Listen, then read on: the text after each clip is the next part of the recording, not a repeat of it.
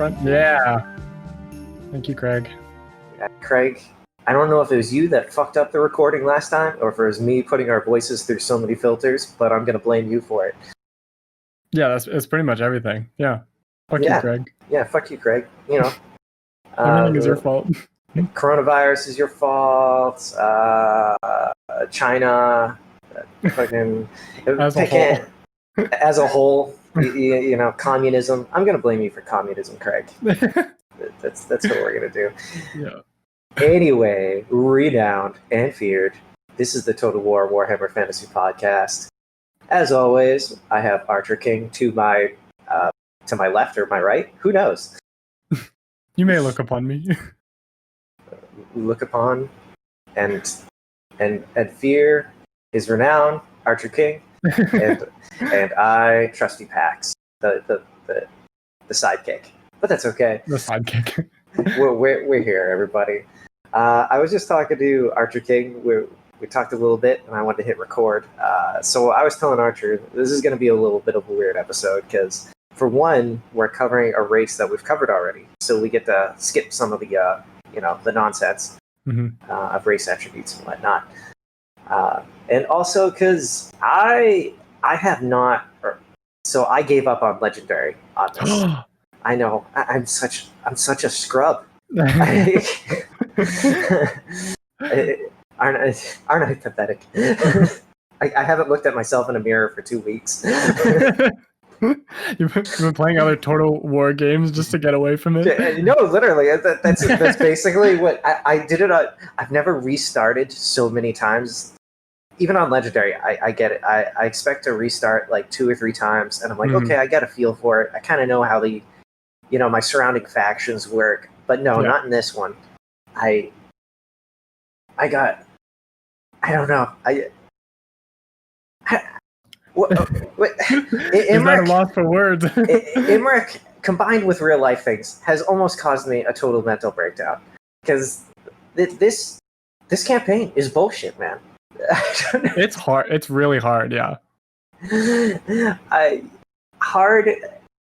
mean, when you crank this up to Legendary, I get why Legend of Total War uses archer stacks.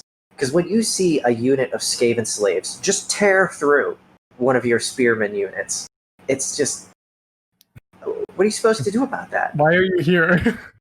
What the staunch line of spears? I finally fucking get it now. There's nothing staunch about them. They might have been using those freaking pool tubes, those foam ones, just whacking them, waving them around at them. Yeah, the sound of that would be awesome, but.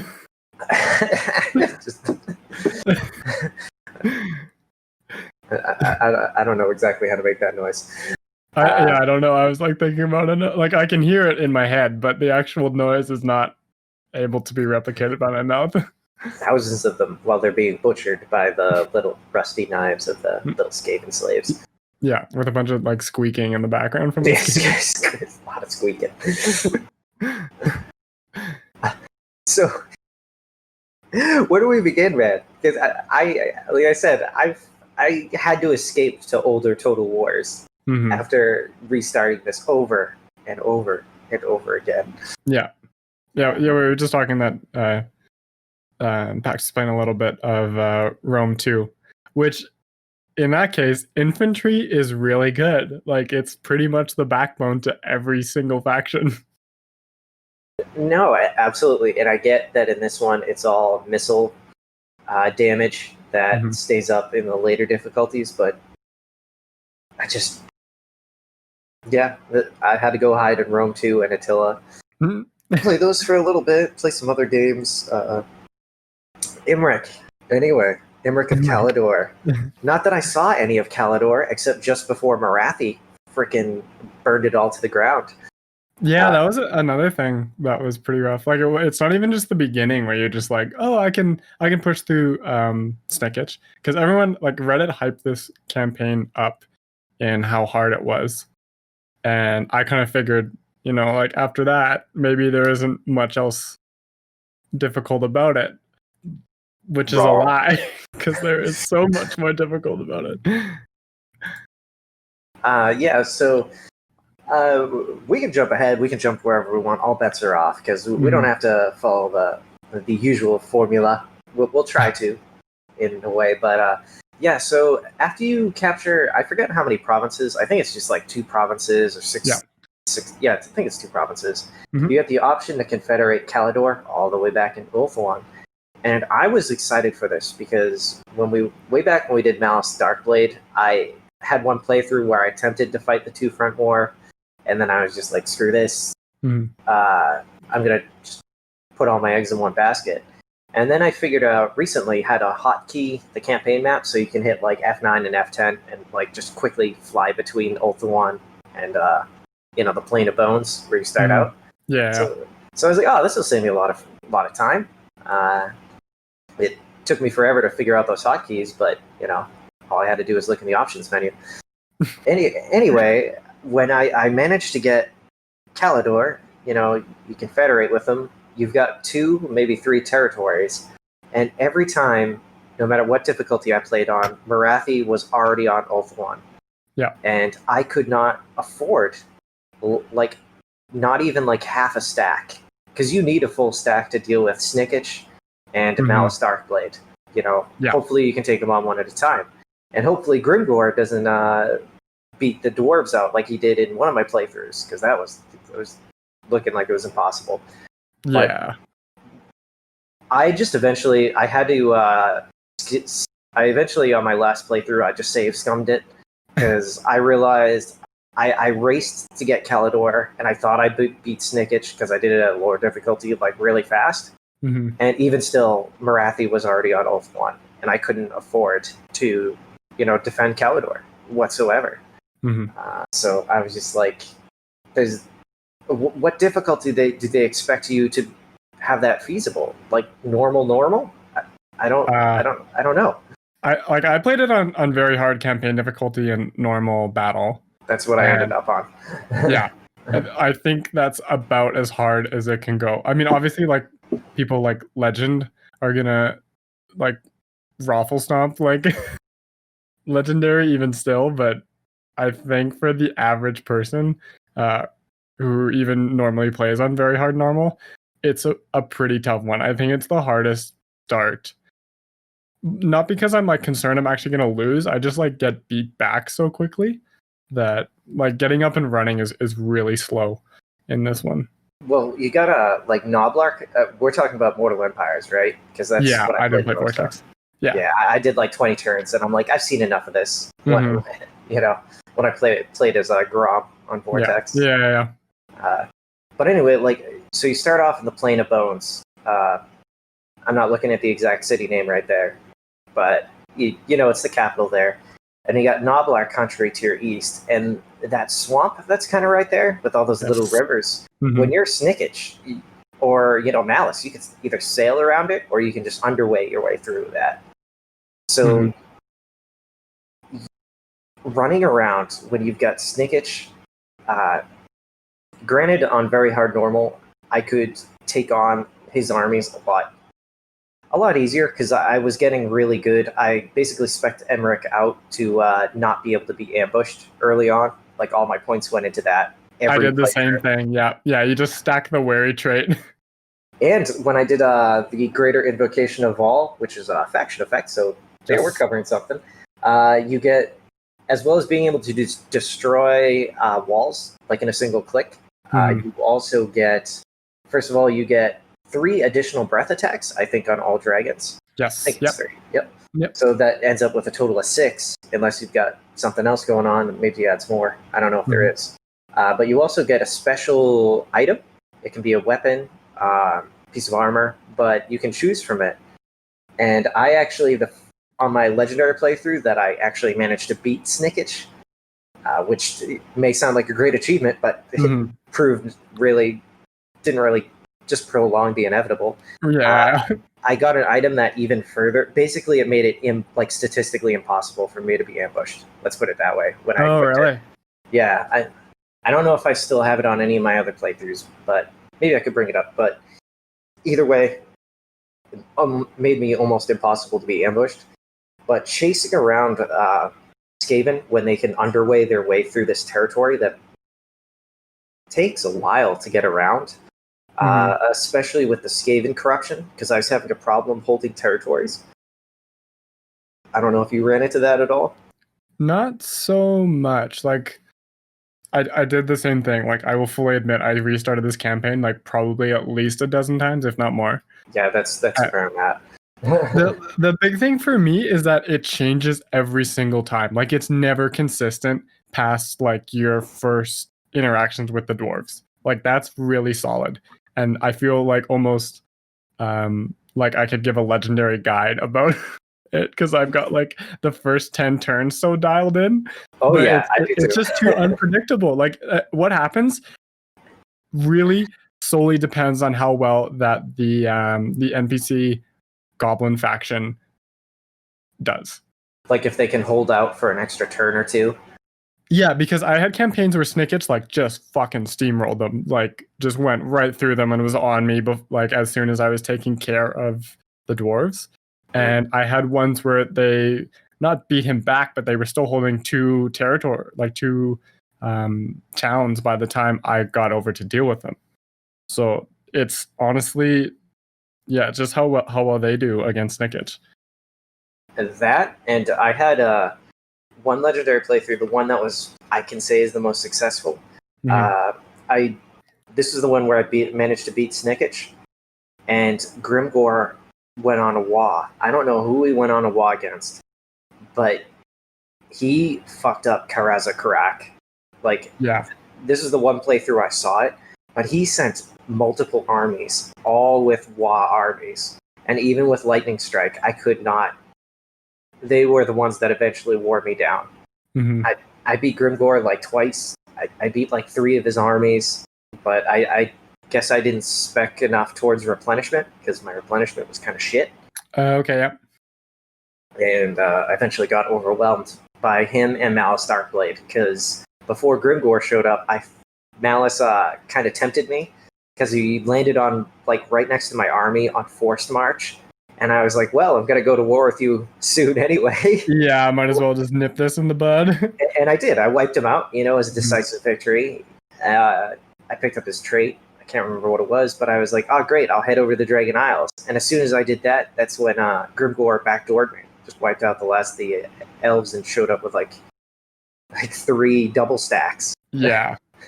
Yeah, like I feel like player favoritism that the AI plays is really cheap on this one, just because there's disgusting. Like there are some pretty stupid plays. Like I was just chilling, having taken like the Dragon Isles. I'm gonna backtrack from this, but anyway, like I held the Dragon Isles and Krakauer was like, "Hey, fuck you," and I was like, we were literally at like 20 like friends, and he was just like, no, like I want these islands, and I was like, okay, the great plan demands it. And he's at war with the Silver Host, like that vampire faction that Kalita has to fight in the beginning, and he's at war with like Clan Moors, who's like doing pretty well in the desert and the mountains and stuff like that. Like he's pretty much like deadlocked with other people, and he's like, no, I need to personally go over and kick Imrik's ass and take the Dragon Isles back from him. Like, why? Oh man, I got on basically my knees and begged Krokar to get into a defensive alliance with me. It was slow going. I spec'd 2 different nobles. Your nobles, when they level up to a certain point, you can actually give them bonuses towards diplomacy. Yeah. With different races, and I gave them both to the Lizardmen. I think in my tech tree I managed to spec towards just diplomacy in general in a few ways. And I ended up in this weird. I took the Dragon Isle. Well, let's put it this way: that my successful campaign, I think, set like 150 turns. You deal with the dwarves, like you said. I could probably do it with my eyes closed at this point. Yeah, seriously. Fighting those dwarven armies was so demoralizing because it was just, I was like, here we go again. Yeah, I was just like, oh, got to take Darkhold again. I tried doing tricky things because one playthrough I beat back the dwarves to that last kind of minor settlement on the other side of those mountains to the north. Yeah. If you know it, And when you beat them back there, you can actually extort quite a bit of money out of them. Like you can sack their settlement, and then you can demand like $2,000 for a peace treaty. Oh, okay, yeah. And I did this, and one way I did it was I took the money and I was like, okay, I'm just gonna not fuck with them anymore. And that backfired on me because out of one minor settlement, they produced 2 like full stacks of dwarven warriors and ended my campaign. The other way I did it was I extorted, close to $3,000 by sacking and demanding peace terms. Yeah. And then I just broke that peace terms and just raised it to the ground because I knew I couldn't hold it anyway. So Caledor itself declared war on me. Oh my god! Really? Yeah. Caledor declared war on me. Everybody basically declared war on me. I did get to go to war on Malice with my own terms. Like that. That was the furthest I got, was because I was just being such a bastard. I figured by the time I actually came into contact with anybody who would even get along with me anyway, my my reliability would be back to something manageable. Right. But I didn't bank on the dwarves just going down without a fight. Malice Darkblade being able to just pump out, armies like no tomorrow, even though I just got pissed off, and he was on forced march right next to me. I had to take him. You know? It's kind of funny because like every campaign I played, Malice was pretty docile. Like he didn't get much past the Dragon Isles in any of the campaigns I did. Like he didn't want to fight me for whatever reason. The farthest he ever got was like pushing into the Eastern Desert there. Like he just sailed over there instead of dealing with me. So it's kind of funny that he even he was at war with Kalita, and I actually got a non-aggression pack out of my last playthrough with Kalita by declaring war on him. Yeah. And she later backstabbed me, like maybe not even 10 turns later. Is she unreliable? I don't think so. No, well, the thing was, I was like, I know the desert is good climate for me. Yeah. But I was like, at first, Krokar did not like me. So I was like, fuck it, Kalita's kind of okay with me, so I'll work on her. But no, she backstabs me. So I managed to, scoop up all those desert territories and give Krokar a hell of a lot of money. Wait, you were paying him? Why weren't you using influence? You can use influence on Krokar? You can use influence on any faction, yeah. What? Oh my god. What? What? Yeah. No. Yeah, you can. I'm loading up my game right fucking now. I did it. I literally did it. What the fuck is wrong? That's so bad. Oh no. Oh my man. No. Yeah, because like I was at war with him when he brazenly attacked me and like swiftly got bitch smacked back to whatever like, the Temple of Skulls. And I used a bunch of influence to get like a non-aggression and eventually a trade agreement because you can't trade with anyone. Yeah, that's the other thing. You have nobody to trade with in this goddamn campaign. I really wish, just as a game mechanic, you could choose your capital. Why can't you choose your capital, CA? What? Because like it doesn't make sense as like Clan Engrind when you start in the Empire, like right by the Empire in those mountains, and then you take Karazak and your capital is still back like way up northwest of Karakay Peaks. So, like, why? Why is that a thing? It does not make sense. Like, as soon as if you take like Confederate Caledor, you should be able to make Ball's Anvil your capital because it is like you're literally the Knights of Caledor, and your capital is the Fortress of Vorag or whatever. It's like a vampire count's place in the middle of like the Badlands, and I'm just like, why? Yeah. What the hell? Okay, can you explain this to me? I'm looking at my diplomacy screen, right? Yeah. Okay, I got Krokar out. We had a defensive alliance. I'm hitting military alliance. It says likelihood of success is low. What do I do from here? Oh, like to increase it, you know how to use like the influence mechanic, right? I mean, I know it's there, but usually they give you an option. Like, is there something special I can? Oh my god! No, Oh the my god! bottom right corner, like when you go Oh into my like the god! influence thing. Oh my god! I forgot all about that. Oh no! The intrigue at court. I forgot all about it. Oh my god! Dude, Oh, yeah, that makes the campaign like actually doable because you can get influence super quick, like with the new update and also with some of the mechanics that Imrik provides. You can get like crazy influence. Damn, that sucks. Son of a bitch. I forgot all about it. The intrigue at court, just a reminder to everybody out there. It's in the bottom right-hand corner. It looks like a tiara. Just click that. I got all this influence. I forgot all about it. Okay, all right. That's great. Oh my Good job. Good job, baby. Man. Okay. Damn, okay. Yeah. Help me out here, Archer.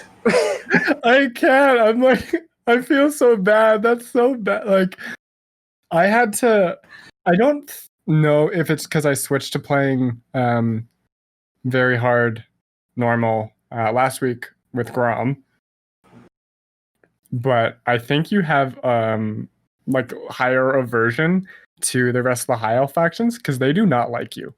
No, they don't. And so using influence was like the only way I could get any amount of relationship with anyone, especially Tyrion, because he's a prick. Oh, were you talking about when you were Eltharion? No, I'm talking about when I'm Imrik. Like they don't like you. You actually held on to Kellet, or yes, yeah. You held on to it. Okay, yes. We are all over the place this week. It's awesome. I confederated them once before, and like yeah, same sort of thing. I couldn't afford to keep Morathi back, but the second time I did it, I got Vol's Anvil and what is it? Torsethi. So like you have another province, and I was somehow able to afford keeping like a half stack, and at some point attain like declared war on the Cult of Pleasure. So Morathi was kind of being dealt with. Like she had bigger fronts to fight on rather than go for me. So I kind of like turtled there and just held it and let the money and growth come in. Because yeah, Morathi kind of left me alone. I couldn't hold on to save my life. For the most part, I don't think I could. It's just that time she happened to be getting attacked by other people. And you know what? Not that it matters, because you can't trade with anybody over there anyway. No, exactly. Because I couldn't figure it out. I was like, why can't I trade? And then I was like, oh yeah, this stupid place has an ocean that you can't leave. So even though I have like port towns and harbors, it doesn't matter because this ocean doesn't connect to that one. And to get a trade agreement with anyone on Ulthuan, despite being from Ulthuan, you can't trade unless you get a port city on the other side of the world, essentially. Like your closest places are like Lamia, or there's a place in the Badlands, but that's like red territory too. Like it's rough. Like there's no way you're gonna get a trade agreement without fighting through most of the campaign.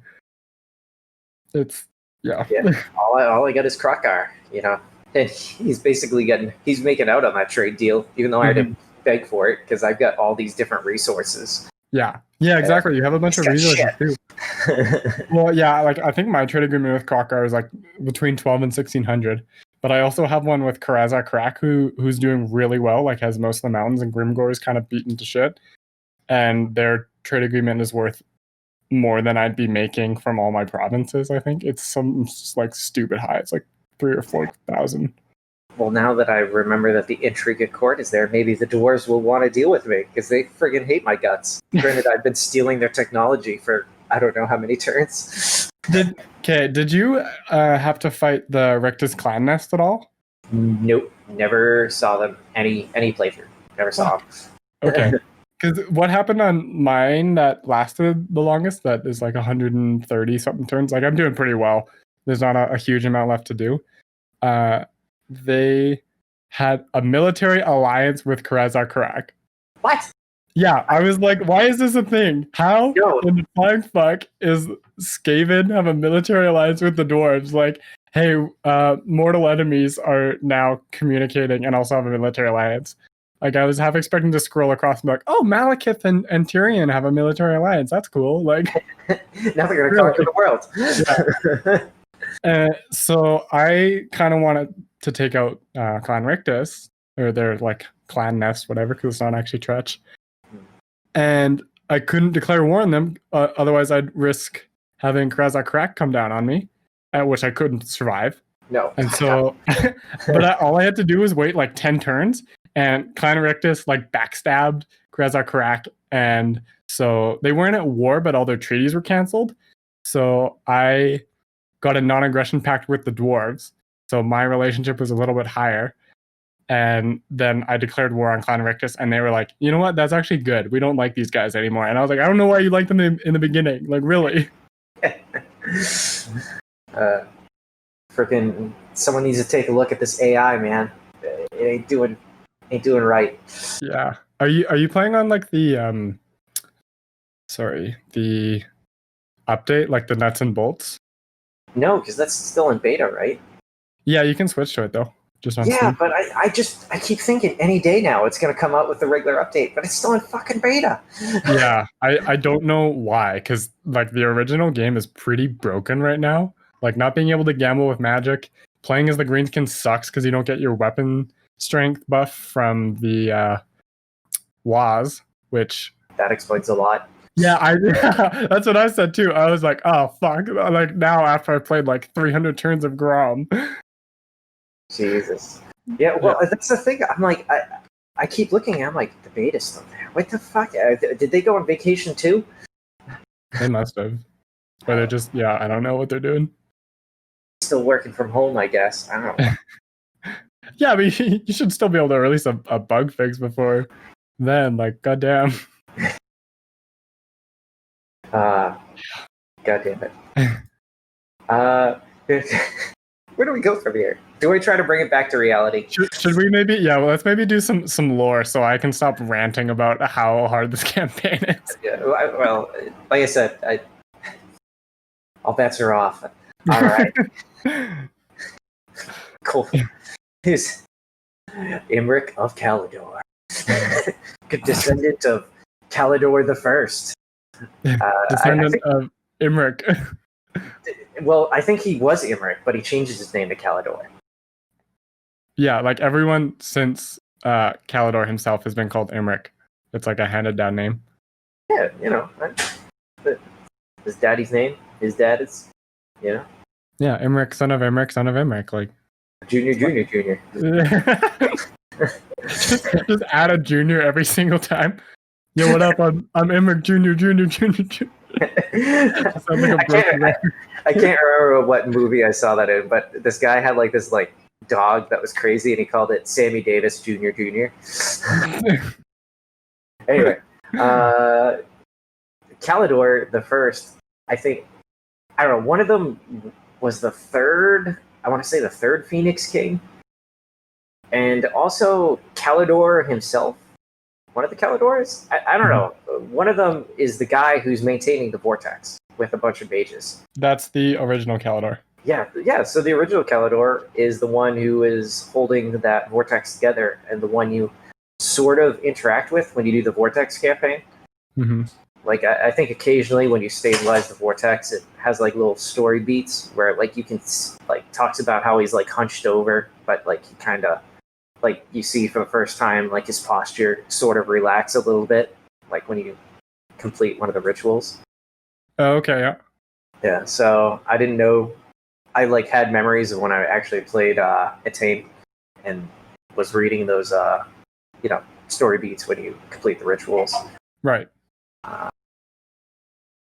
Imrik, please stop me, whatever you feel like it. But the Imrik of current day, he is not really. He's like the only high elf who actually likes to travel the world constantly. Mm-hmm. He's always adventuring. trying to prove how badass he is. Mm-hmm. Yeah, like some people are. He's kind of like looked at as being kind of a rogue because he just goes around and fights things he wants to. Yeah, he actually got into a big fight with against the Beastmen alongside some Bretonians outside of Corone. Because most of Bretonia, I keep this is one of those things that always slips my mind, but before Bretonia really expanded, a lot of the cities used to actually be high elf trading posts or kind of colonies. Yeah. And underneath Corone is a waystone. So Imrik just didn't really care about the Bretonians. He just had to defend that waystone. And he ended up having his life saved by, I couldn't find the exact king, but he basically almost got taken out by Cygor. And the king of Corone, or Bretonia at the time, saved his life. Oh, I didn't see that. I just saw that he was like upset because the Bretonian king got more kills than he did. Yeah, well, that was it. Yeah, that was he wouldn't admit to him saving his life, and then he kind of turned it into, he stole my kills, bro. Stop stealing my kills. He was down. that one was me. Yeah.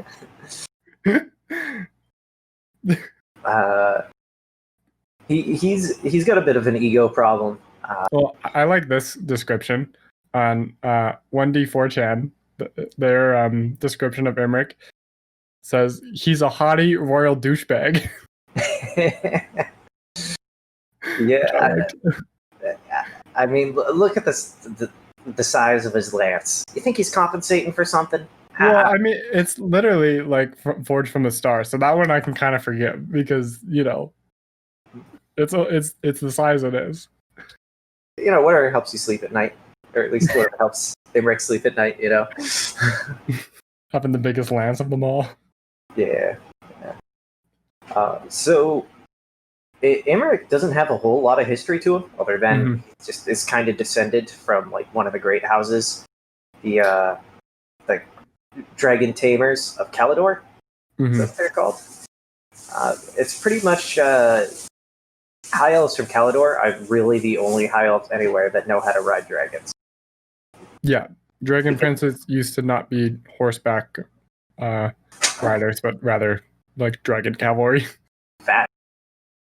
But somewhere along the way, they lost that ability. I think it's like the dragon song that the game kept trying to tell me about. Like, I don't know if it's a mod that I have, because there's like kind of this lore mod that I have installed. Okay, yeah. And every so often in the very beginning, it was talking about how he was like meditating and trying to get in touch with the dragon spirits. Like they have their own kind of spirit realm. Right. Yeah, and he knows this thing called the Dragon Song, and he's trying to learn how to basically communicate with them, which was, how Caledor got so powerful is they figured out how to talk to these incredibly ancient primordial beings. Yeah, it used to be that the dragon princes used the dragon song to like summon dragons, and then would just like hop on them. Yeah. Which is like the most badass thing I can think of. The original Dovahkiin. Oh man, that'd be so cool. Can we get like a regiment of renown that's just like a bunch of Dovahkiin? It'd be pretty sweet.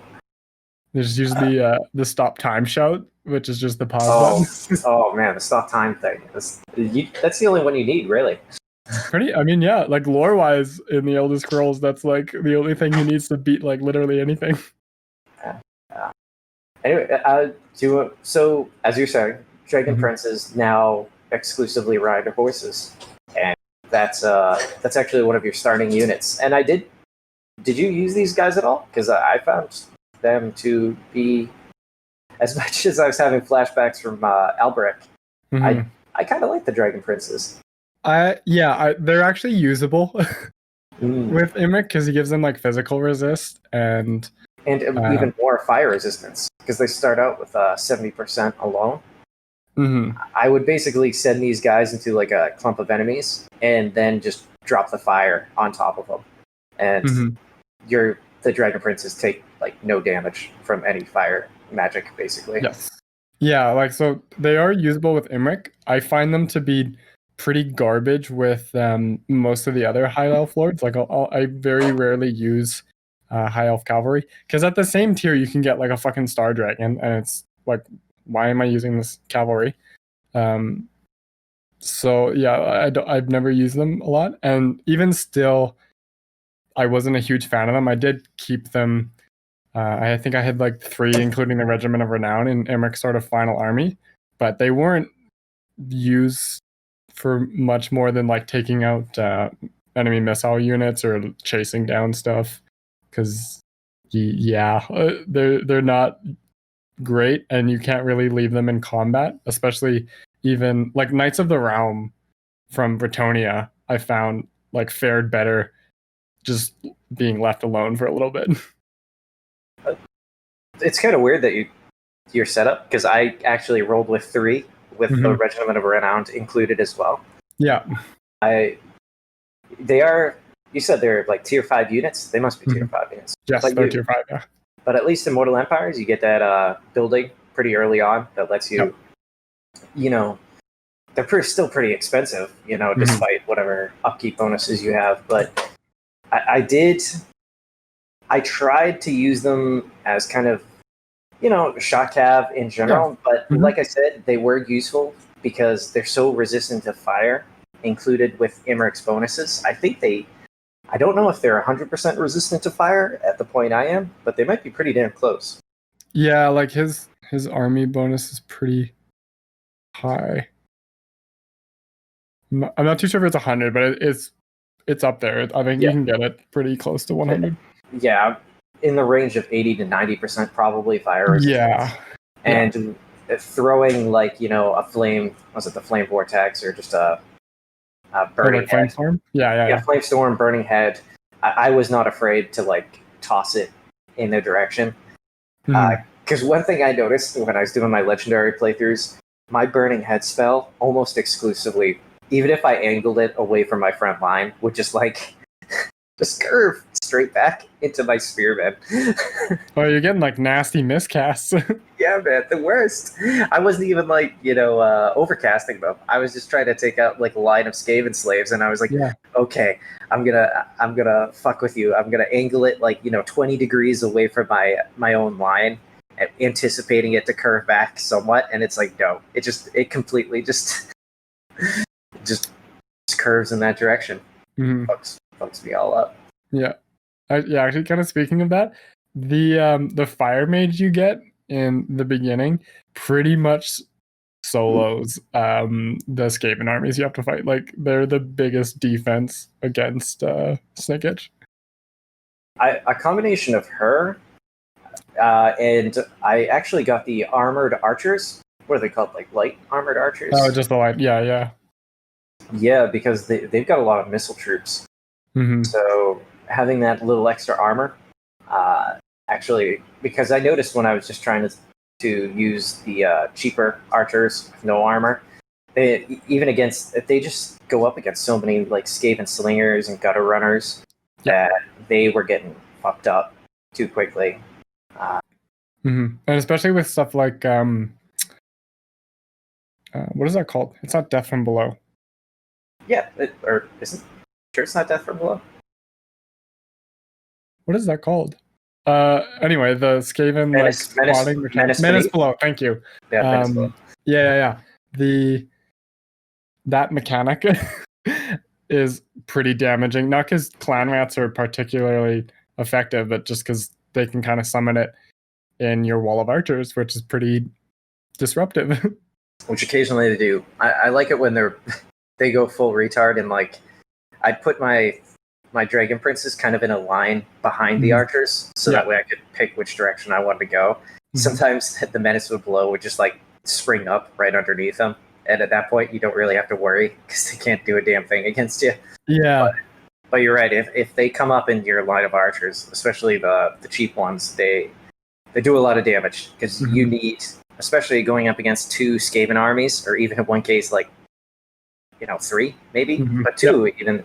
They just got such a high model count. You need all those archers there firing. Yeah, as much ammo as possible. And if you're specking towards, fighting the ambushes, which I was, that meant none of those points went into giving them more ammunition, at least in the beginning. Yeah.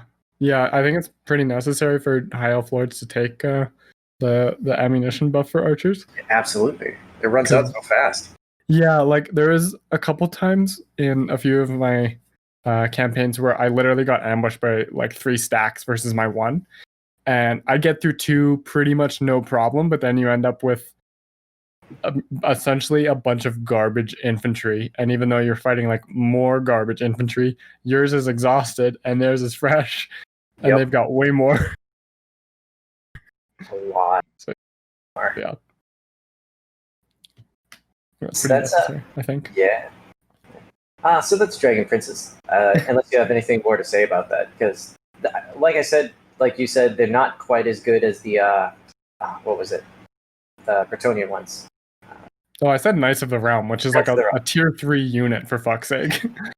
Yeah, you're absolutely right. I would never use Dragon Princes with any other faction.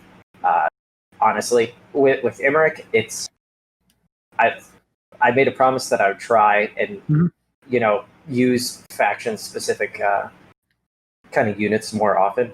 Yeah, and they weren't useless. The fire bonuses, like I said, definitely helped out.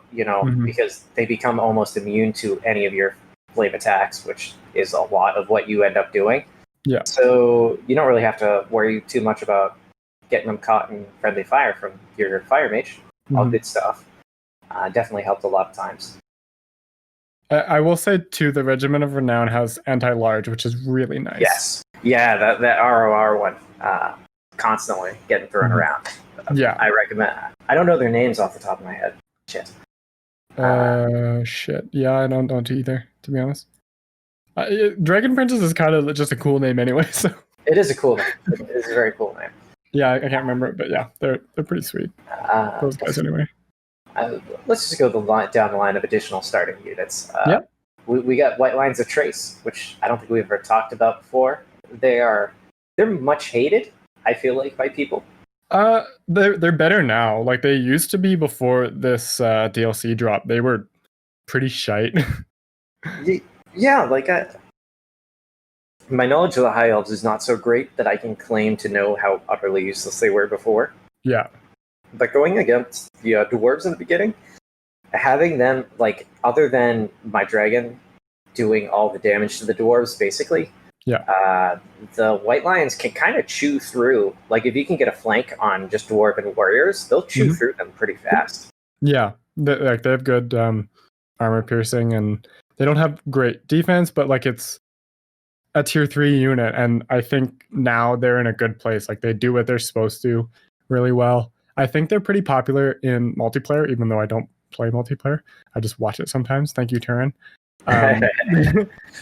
Like I think they're in a way better place now because they can kind of hold their own, and it's not like I started out with these guys and immediately disbanded them because that's what I would have done before because they were crazy expensive for what they did.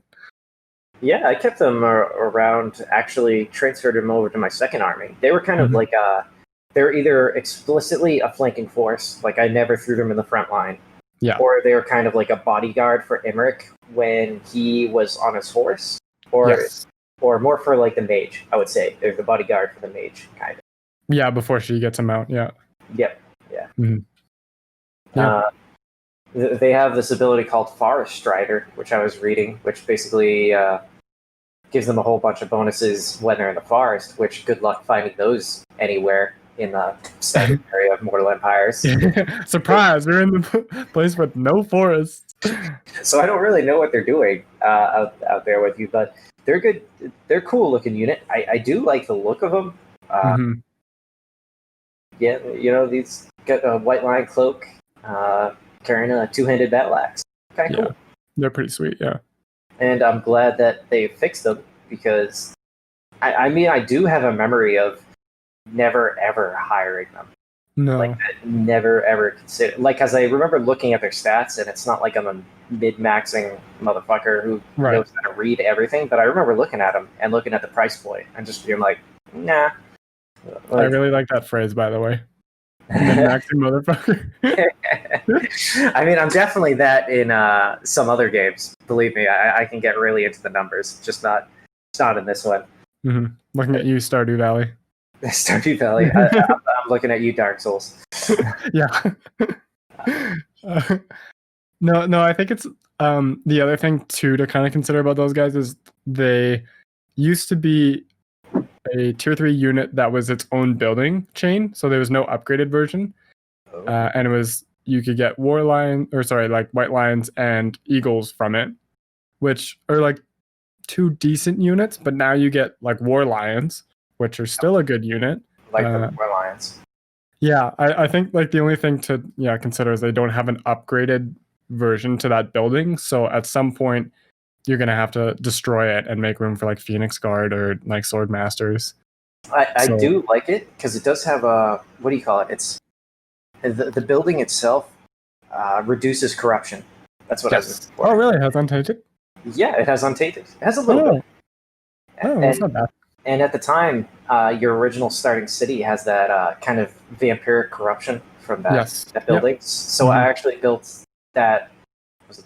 What is the building of Trace or the White Lion? I think it's just called the Grove or the Grove. Or something. Yeah. So I built a grove there just to kind of counteract it, and it actually helped stabilize that region there and give me the War Lions because I had to have a couple of those. I actually kind of skipped them this time, and I wish I didn't because I love that unit. I didn't skip them in my sort of successful but not really legendary playthrough, but this time I totally did skip them. They were kind of useful though for chasing down Snickich, like his fleeing troops, and War Lions just tear through shit, man. Especially against Skaven. Yeah, I was gonna say it'd be really nice to have them against Skaven just because they could like chase down stuff. I just imagine them seeing all the little slaves as like just chicken nuggets. I did find out though that they are technically large units. The lions? Yeah. I guess that makes sense. Low model count. Yeah, like I mean the description of large in the game is like anything bigger than a horse, and I'm like, I don't know, man. Like a lion seems a little bit smaller to me. Well, I don't know how much they weigh. You know what I mean? When you can look at an animal, and it's like, you look at a hyena up close, those things are rippling with muscle, man. Kind of scary. Yeah, but it says bigger, like as big or bigger than a horse. I'm like, a lion isn't as big. Like, I'm sorry, it's shorter. This is this episode, by the way, now. Let's talk about mass. Yeah, this is fuck Imrik. We're talking about the density of fucking lions. Excuse me. Plus their mane, so you get like an extra couple pounds of fur. Yeah. Ticks and shit. I don't know if they get grouped.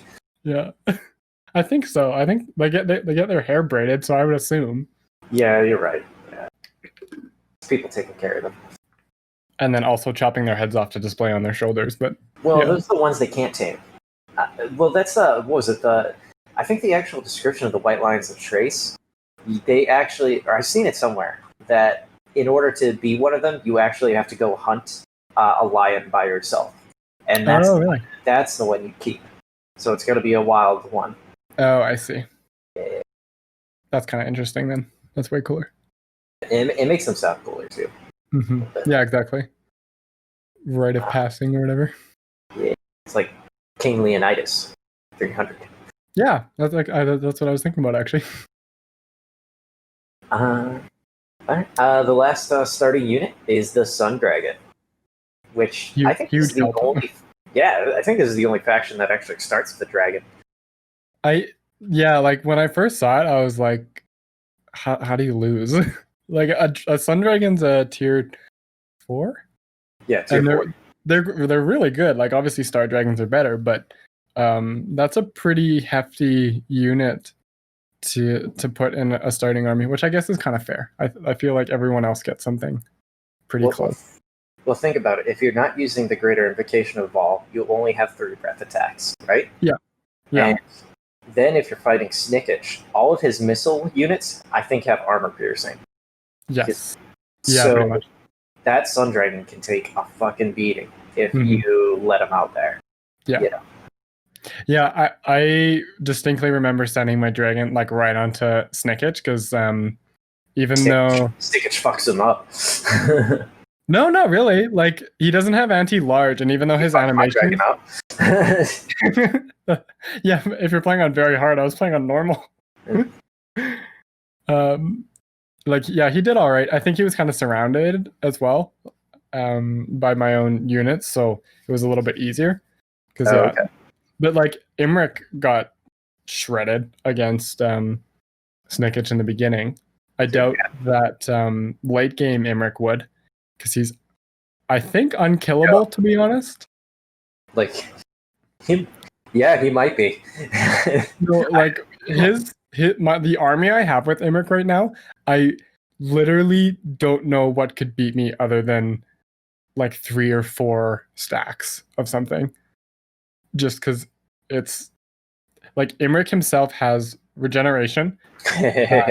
He has well, I guess we'll talk about this in a bit, but his like armor of Caledor gets like he gets like 3 big heals essentially. And then as with his armor, you get a bunch of like ward save, and like right now I have on him like a special talisman that gives him like even more ward save on top of the 10% and 20 armor that armor of Caledor gives you. Like I just don't know. Like he never lost more than a third of his health, even just soloing armies. It was ridiculous in the end. I mean, I never tried to have him solo. I think I got to. I don't know exactly where my playstyle has evolved from, but I'm thinking Legendary has affected it to make me more cautious, like even when I don't have to be, right? Yeah. Because you're always trying to cheese the AI a little bit or get the most amount of kills. But I definitely, since Imrik has been on top of Millennier? How do I say his name? Wait, who? His dragon. His dragon has a name. Oh, yeah. I'm not too sure about the pronunciation. It's like Minathnier? Minathnier. I don't. Big ass blue dragon. Yeah, Star Dragon. Yeah. Blue. What was it? God, it's been so long since I've seen Yu-Gi-Oh. Blue Eyes White Dragon. Yu-Gi-Oh. You weren't allowed to watch Yu-Gi-Oh? No. I mean, I was actually a little too old for Yu-Gi-Oh, but I still remember, like, I saw. Have you ever watched Yu-Gi-Oh! Abridged? No. You ever see Dragon Ball Abridged? Not Abridged, no. Oh my god, you're gonna love this, man. I have to send you those Dragon Ball Abridged, man. I miss getting stoned and watching these things. It's fucking phenomenal. But I'm sorry your parents ruined your childhood. It's okay. I wasn't allowed to watch Simpsons and South Park. Although I think South Park was. Wait, why did they not let you watch Yu-Gi-Oh? What's so bad about Yu-Gi-Oh? I don't know. My parents were very religious growing up, so like anything outside of Christian media was not accepted. You're not a Jehovah's Witness, are you? Oh yeah, this is all a front, by the way. Come on down to Kingdom Hall. Yeah, man. No, I wasn't actually gonna hate on you or anything because I got friendly with some JWs, but as their cult is, you know, I'm just being honest. They pull you away from anybody who's not involved, and that, you know, I got pretty tight with a couple people, and but you know, I wasn't down with the reading, down with the Kingdom Hall, or what was the newspaper? I can't remember the newspaper. Anyway, I don't want to get into that shit. Although there's no Jehovah's Witnesses watching this. If you're out there, you know, get out. I think Mormonism is slightly less dangerous. So go graduate to that, and then, you know, at least you're not Scientologists. That's all I have to say. What were we talking about? Sun dragons or something? We were talking about a sun dragon. Yeah, that was it. Okay, yeah, sun dragons. Starting out with a sun dragon. Yeah, like you said, how do you lose? But turns out Snickage counters you by having like 2 or 3 stacks of, granted, hot garbage, except for like maybe the Esh and Triads. Yeah, But- like the big thing for me in the beginning is that he spammed like Death Runners, yes. and nothing can catch them except for Imrik No. himself, kind of, and Even the your Dragon like, Prince. even the Dragon Princes though are so slow; they take a beating before they catch up to him. Well, and same with the dragon. Like the dragon's just way too slow. Like if he lands in them, they won't last very long. But he is gonna get pretty fucked up before if he's just chasing one unit, he's gonna take some damage. I actually spec'd Imrik out. I gave him a banner and some like an item. I got him his speed kind of at least quite a bit higher than what he started out with. He's at max level now, but I tried to make him a fast motherfucker. Speedy boy. Well, I noticed that was his weakness. Like this is the first time I barely went down the red tree. Like I maxed out the archers, and that was it. Everything else went into his like unique abilities and his kind of like his combat abilities, and just made him beastly. Yeah, I think that's the way you got to play him though. Like I did Sky Master too, which is a buff to dragons. But besides that, yeah, I'm pretty much in the same boat. I didn't do anything down the red tree at all. Yeah, this is the first time I've ever done that. I'm usually very focused on that, but not this time. Yeah, I think I don't know. He's kind of a selfish person to begin with, so it makes more sense. And yeah, there's not really another way to play because he's just not going to buff anything besides dragons and princes anyway. Speaking of dragons and dragon princes, one of his effects is he gets 25% off upkeep before any other, before acquiring the trait Renowned and Feared or Quartermaster or anything like that. Mm-hmm. So, being dragons are pretty expensive. You can get them to be pretty cheap. You could feasibly make a Doom stack out of them. I didn't do it, but you could. I mean, there was like Star Dragon Doom stack has been around for a while. Really? That's expensive as shit, though, isn't it? It's expensive as shit, but like a life mage and well, I guess it would have been like a lord and a life mage, and then like 18 dragons before. But now you can be a little bit more balanced. Anyway, yeah, like that's been the thing before. It's obviously very expensive and easier to go with like sisters, but people do it. Because I think the other thing to consider too is like Vol's Anvil has a unique settlement building that gives you, I think it's like another 15% off. Oh wow! No, actually, I think it's like 50. It's something stupid. Yeah, Vol's Anvil has like a unique building that gives you like a ridiculous amount off. God damn it! I wish I could have held that. Let me double check. It's like a tier 5. No, yeah, it makes sense, but once you get it, dragons are like free with Imrik.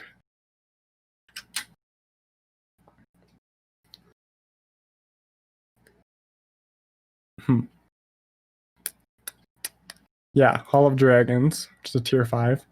Oh, sorry, it's minus 25%.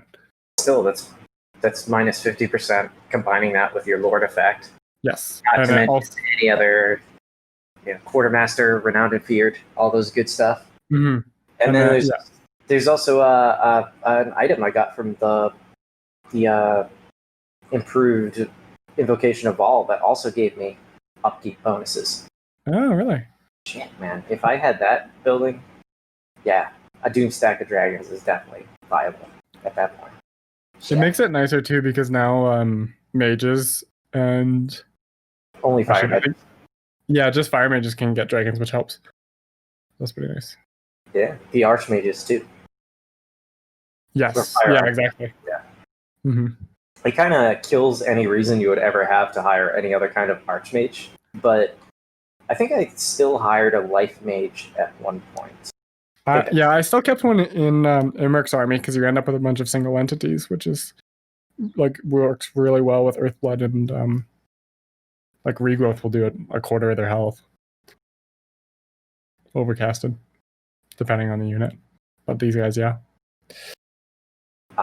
We also have a thing called I didn't even notice this. Campaign movement range plus 15%. I literally had no idea about that. So yeah, I mean, yeah, you don't really notice it. No, because it's so hard to move around your territories. Mm-hmm. Yeah, I think like Plane of Bones and Nabar country that well, it got added with Shadow and the Blade. Is it doesn't suck. Like I don't want to say it sucks, but it's not super well done. I don't think. Like it's really hard for anyone that doesn't have the underway to get around. You know, I have a theory that because this is part of the map that's been kind of just added in recently. Yeah. I'm wondering if his position is going to change drastically with maybe the Warhammer 3 Mortal Empires, or who knows? I was actually thinking this, and I kind of wrote it down in my notes that I think Imrik's campaign is going to be like super fun in the future. I mean, because is he going to be near the Chaos Dwarves? Because I've heard from I forget which YouTubers, maybe Major Kill, that the Chaos Dwarves are in that direction. You know, in the ballpark of over there. So even if they're within some sort of distance, or maybe the Ogre Kingdom or something, I don't know. You know? Yeah, I think it's gonna be one. Like even if they change stuff within like the second game, like if they figure out how to make not make Grimgor and Krasakrak either steamroll each other, because one of them's gonna. Basically, like if they figured that out, I don't know if they can.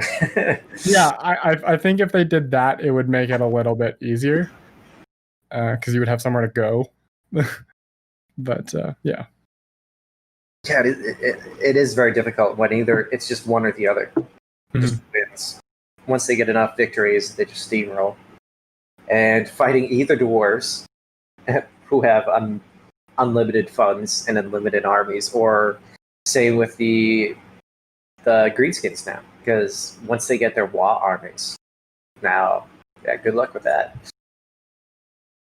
But yeah, my point being was that once this area of the world maybe opens up with even more factions, and or maybe we'll have to wait till Warhammer 3 for that. Yeah. But for some reason in this campaign, not even when I played a Snickage a little bit, like it got me started thinking like, they extended out the map this far for a reason, so maybe we'll get a little bit more before then, or who knows? Yeah, I think it depends on what comes out, but I think Game 3, this one's going to be good. Yeah. I mean, they keep talking about how, since I never played Warhammer 1, that when 2 was coming out, you got a pre-order bonus, which was like another faction, I think it was, or there was something that, because you pre-ordered, you got, basically DLC as part of Warhammer 1. Oh, okay. So, I've heard speculations for, a pre-order DLC would basically be, was it the Dogs of War, which is like a mercenary company of a multitude of different races. It might be the Chaos Dwarves, since this is definitely the direction that they start existing in. But I don't know yet. I don't know. I mean, yeah, either way, I'm getting it, so... Yeah, I'm getting it too. I have it as a rule, like I genuinely discourage people from pre-ordering things. Yes. And I'm sure there's going to be problems with Warhammer 3. Like, let's be real, it's a big project. There's going to be problems with it when it first launches. Yeah. But I don't really have a problem with supporting this company, because I know, for one, it's not EA. They actually stick with their games. I mean, it's crazy the lifespan that is in Warhammer 2. Like, I came into it right after the Hunter and the Beast was when I finally was able to get it, Yeah. And it had already been out for how long at that point? Like 2 years? I don't fucking know. Yeah, it's like close to 3 now. Yeah. Well, yeah, close to 3 because it was 2017. Yeah, that's crazy to me. Like, no, that's worth pre-ordering for. Yeah. But that's fine. And also that we have a podcast that is literally revolving around this game. Yeah, I'm gonna, man, I gotta come up with some sort of Twitter campaign to get us early access. Like, it should be a no-brainer, right? Because we can't show any footage. So, like, or I remember if you watch like the early streams of like Surreal Beliefs or Legend of Total War, he was like, oh, if there's any of the new units, I just have to auto-resolve them because I can't let you see them. And it's like, well, you won't see them. You'll just hear them. I don't know. Yeah. And I just this has all just been an elaborate hoax to get early access to Warhammer 3. Yeah, we actually do not care about the viewers. Please give us a free game. No, that's not true. Obviously sarcastic, but if we got early access, yeah, please give us early access. Yeah, come on.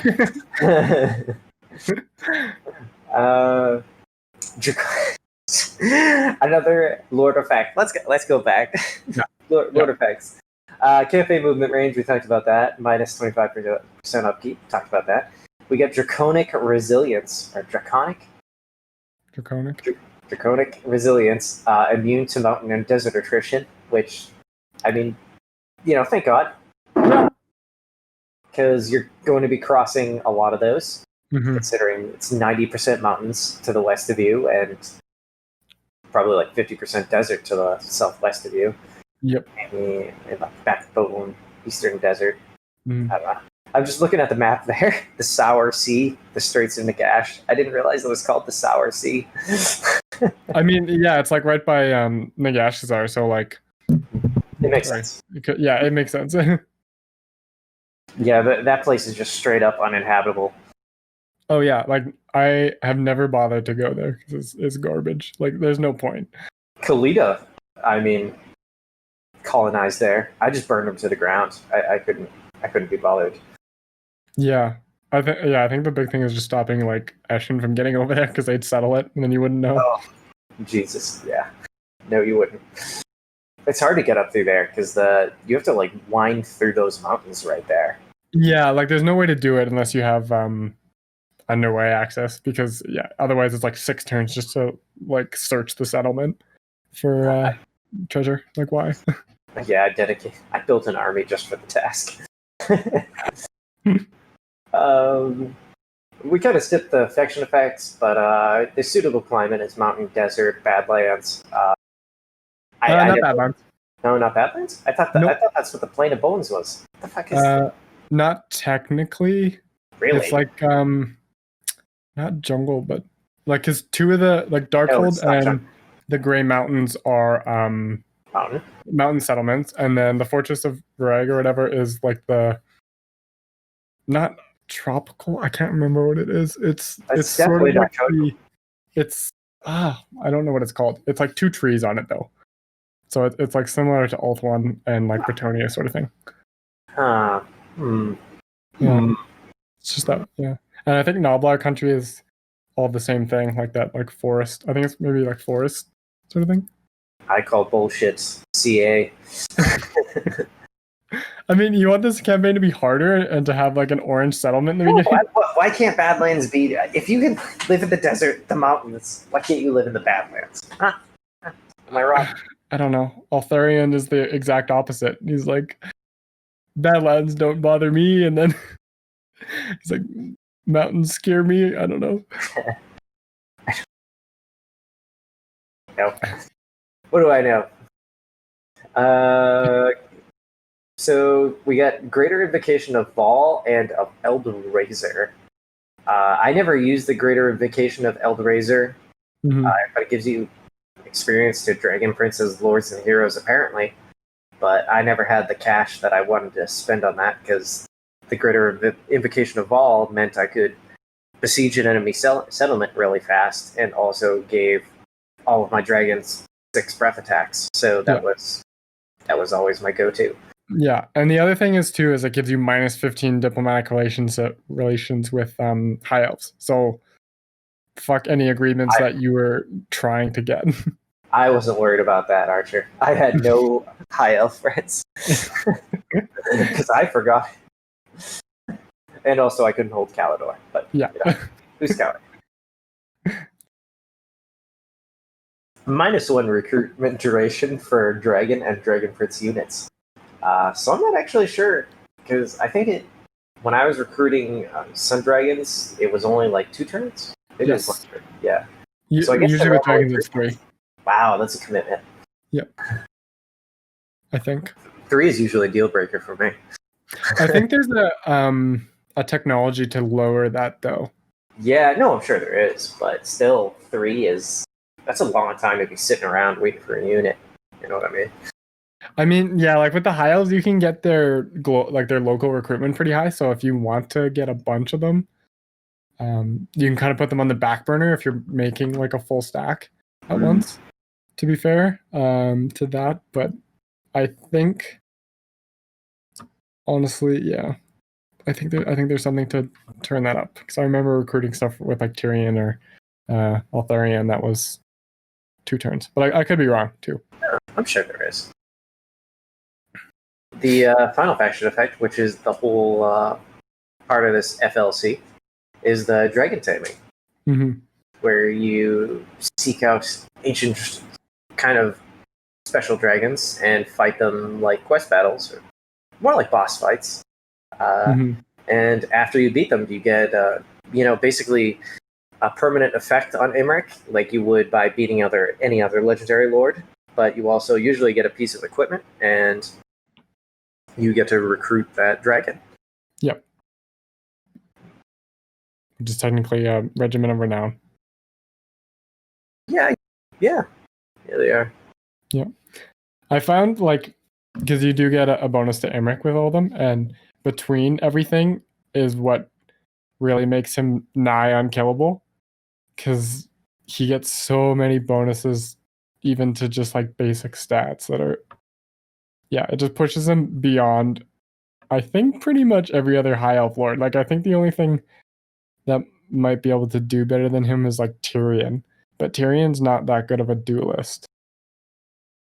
I mean, I don't know Tyrion well enough to know that for a fact, but Imrik seems pretty fucking boss. I mean, the way he's collected legendary lord traits. I mean, he's got malices. He's got. Hold on, give me one moment. Let me bring up his character. Character sheet right here. How do I do that? Nope. Not do you that. have all the dragons? I don't think I do. I think I kind of got like I said. I'm at what turn am I? I'm at turn 143. Okay. And I kind of just like burnt myself out, and I was like, I've seen enough. I've got a lot of the dragons. I've got the Star Dragon, the Black Dragon, the Nature Dragon, the Forest Dragon, yeah. Yeah, and I got the Fire Dragon. Oh, okay, yeah. So there must be one more I'm missing. There's the Lammer, the Frozen Breath, like the Moon Dragon. Oh, okay. So I'm missing a Moon Dragon. But let me see some of the kind of the badass things I've gotten. Let's see. Deathmaster by nature. By defeating Snickage, you've got hero success chance plus 4% and stock. So even though he's on a dragon, he has freaking stock after he beats Snickage. I think that cancels out when you get you put him on the dragon though. No, it definitely does not, man. It doesn't. I mean, they see you sooner, but you still have stock. You can sneak around, yeah. That's kind of hilarious, actually. It really is. He's got stealth mode. Yeah. He's just like a fucking stealth fighter at that point. Yeah, he is. Defeating Malice gives you plus 30 armor-piercing weapon damage. So even more armor-piercing, which is fucking crazy. Yeah. Let's see. What else do I got? Tomb Raider. No. Nature's Blessing, which you got from beating Brewer, the kind of green dragon. The Forest Dragon, yeah. Forest Dragon, you get plus 18 armor, extra melee defense. So just a lot of defensive stuff. Let's see. I defeated Kalita, which gives you plus 30 relations with vampire counts, and they're all but destroyed anyway. So yeah, who cares? You're not going to go see Vlad anytime soon. Not going to go see Vlad. You do get plus 2 recruit rank for missile units, so that stacks with the other things. Yes, the sister stack is good. Yeah. Let's see. Chocolat, the Black Dragon. You get immune to psychology, which is useful, and you get ability number of uses plus 1 for all dragon breath attacks, all armies. So yeah, that's what it was. That's where that extra 1 came from. Yes. So you can be rolling around with 7 breath attacks on everybody. I think there's also there's something else that like permanently increases it too that I came across. I'm sure there is, man. I never got through all my breath attacks on all my dragons because it was like just stupid. You're just cycling through them at a certain point.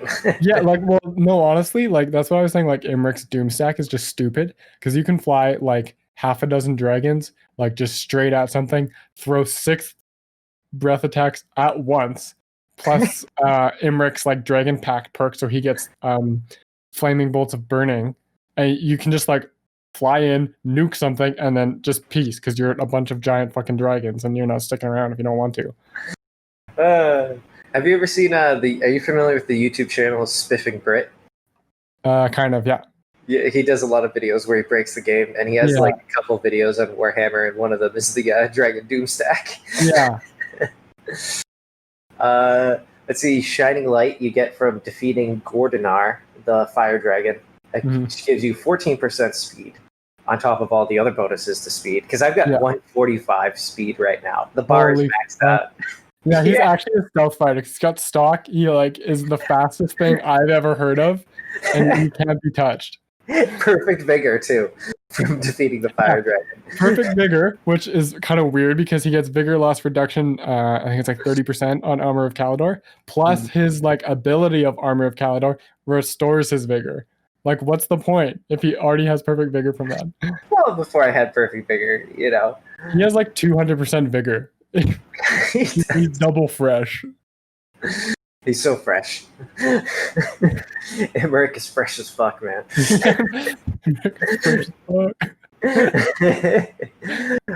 I got Vermin Flail, which I got from defeating Queek, which is a bonus versus infantry +6. I hardly ever land anymore because I'm just dropping fire everywhere. Yeah, what's the point? Yeah, but you know, bonus versus infantry, that's great. Then I got defeating Emirath, the Star Dragon, which is 10% hit points added on, and regeneration, which is what you spoke about earlier. Yes. So you got regeneration on top of the Armor of Caledor ability, which lets you restore up to 1,000 hit points 3 times, which restores your vigor at the same time. Well, and the other thing too is you can get a regenerating, not talisman, but like enchanted item from Invocation of Vol. So you can like get double regeneration, which does stack, by the way. So you can like increase it double fold. So Imrik just doesn't die. He's not even like Tyrion anymore, where like Tyrion's like kind of memed on for being unkillable, because Imrik just does it passively. Like Tyrion gets one big heal, and you're like, oh no, I gotta watch out for that. And Imrik's just like, no, I do it constantly. Just constantly. I'm actually immortal at this point. Yeah, so I mean, it was like, I don't know what can kill him. Nothing can. Like in my case, if I solo anything I fight, like the enemy general, I'll just land and fuck him up. The dragons I started fighting, I just flew straight for them and just took them out. And then, you know, settled the battle afterwards. Yeah, like the hardest part is just dealing with numbers now, because you're just like, oh, this is going to take forever. Yeah, you get kind of bored. Honestly. Yeah, like, I don't know you ended up running with like your Doomstack, but like I don't even have a Doomstack, and I'm still tearing through shit. I mean, I've got a stack, but not a Doomstack. Okay, yeah, that was probably like a not great phrasing on my point, but like the stack I have with Imrik right now is I have Imrik. I did get rid of the fire mage at some point, but for a while I had like Imrik, a fire mage on a sun dragon, and then a noble for like dueling if I didn't want Imrik to do it, or for anti-large, an eagle, and then a life mage. Every like regiment of renown dragon that you get, which is like 5 total. And then some sisters and some dragon princes, and nothing can touch you like at all. Everything walks up to you, gets shredded by sisters if they even get close, because you've got like 6 fucking dragons and a bunch of cavalry. Jesus, it's ridiculous.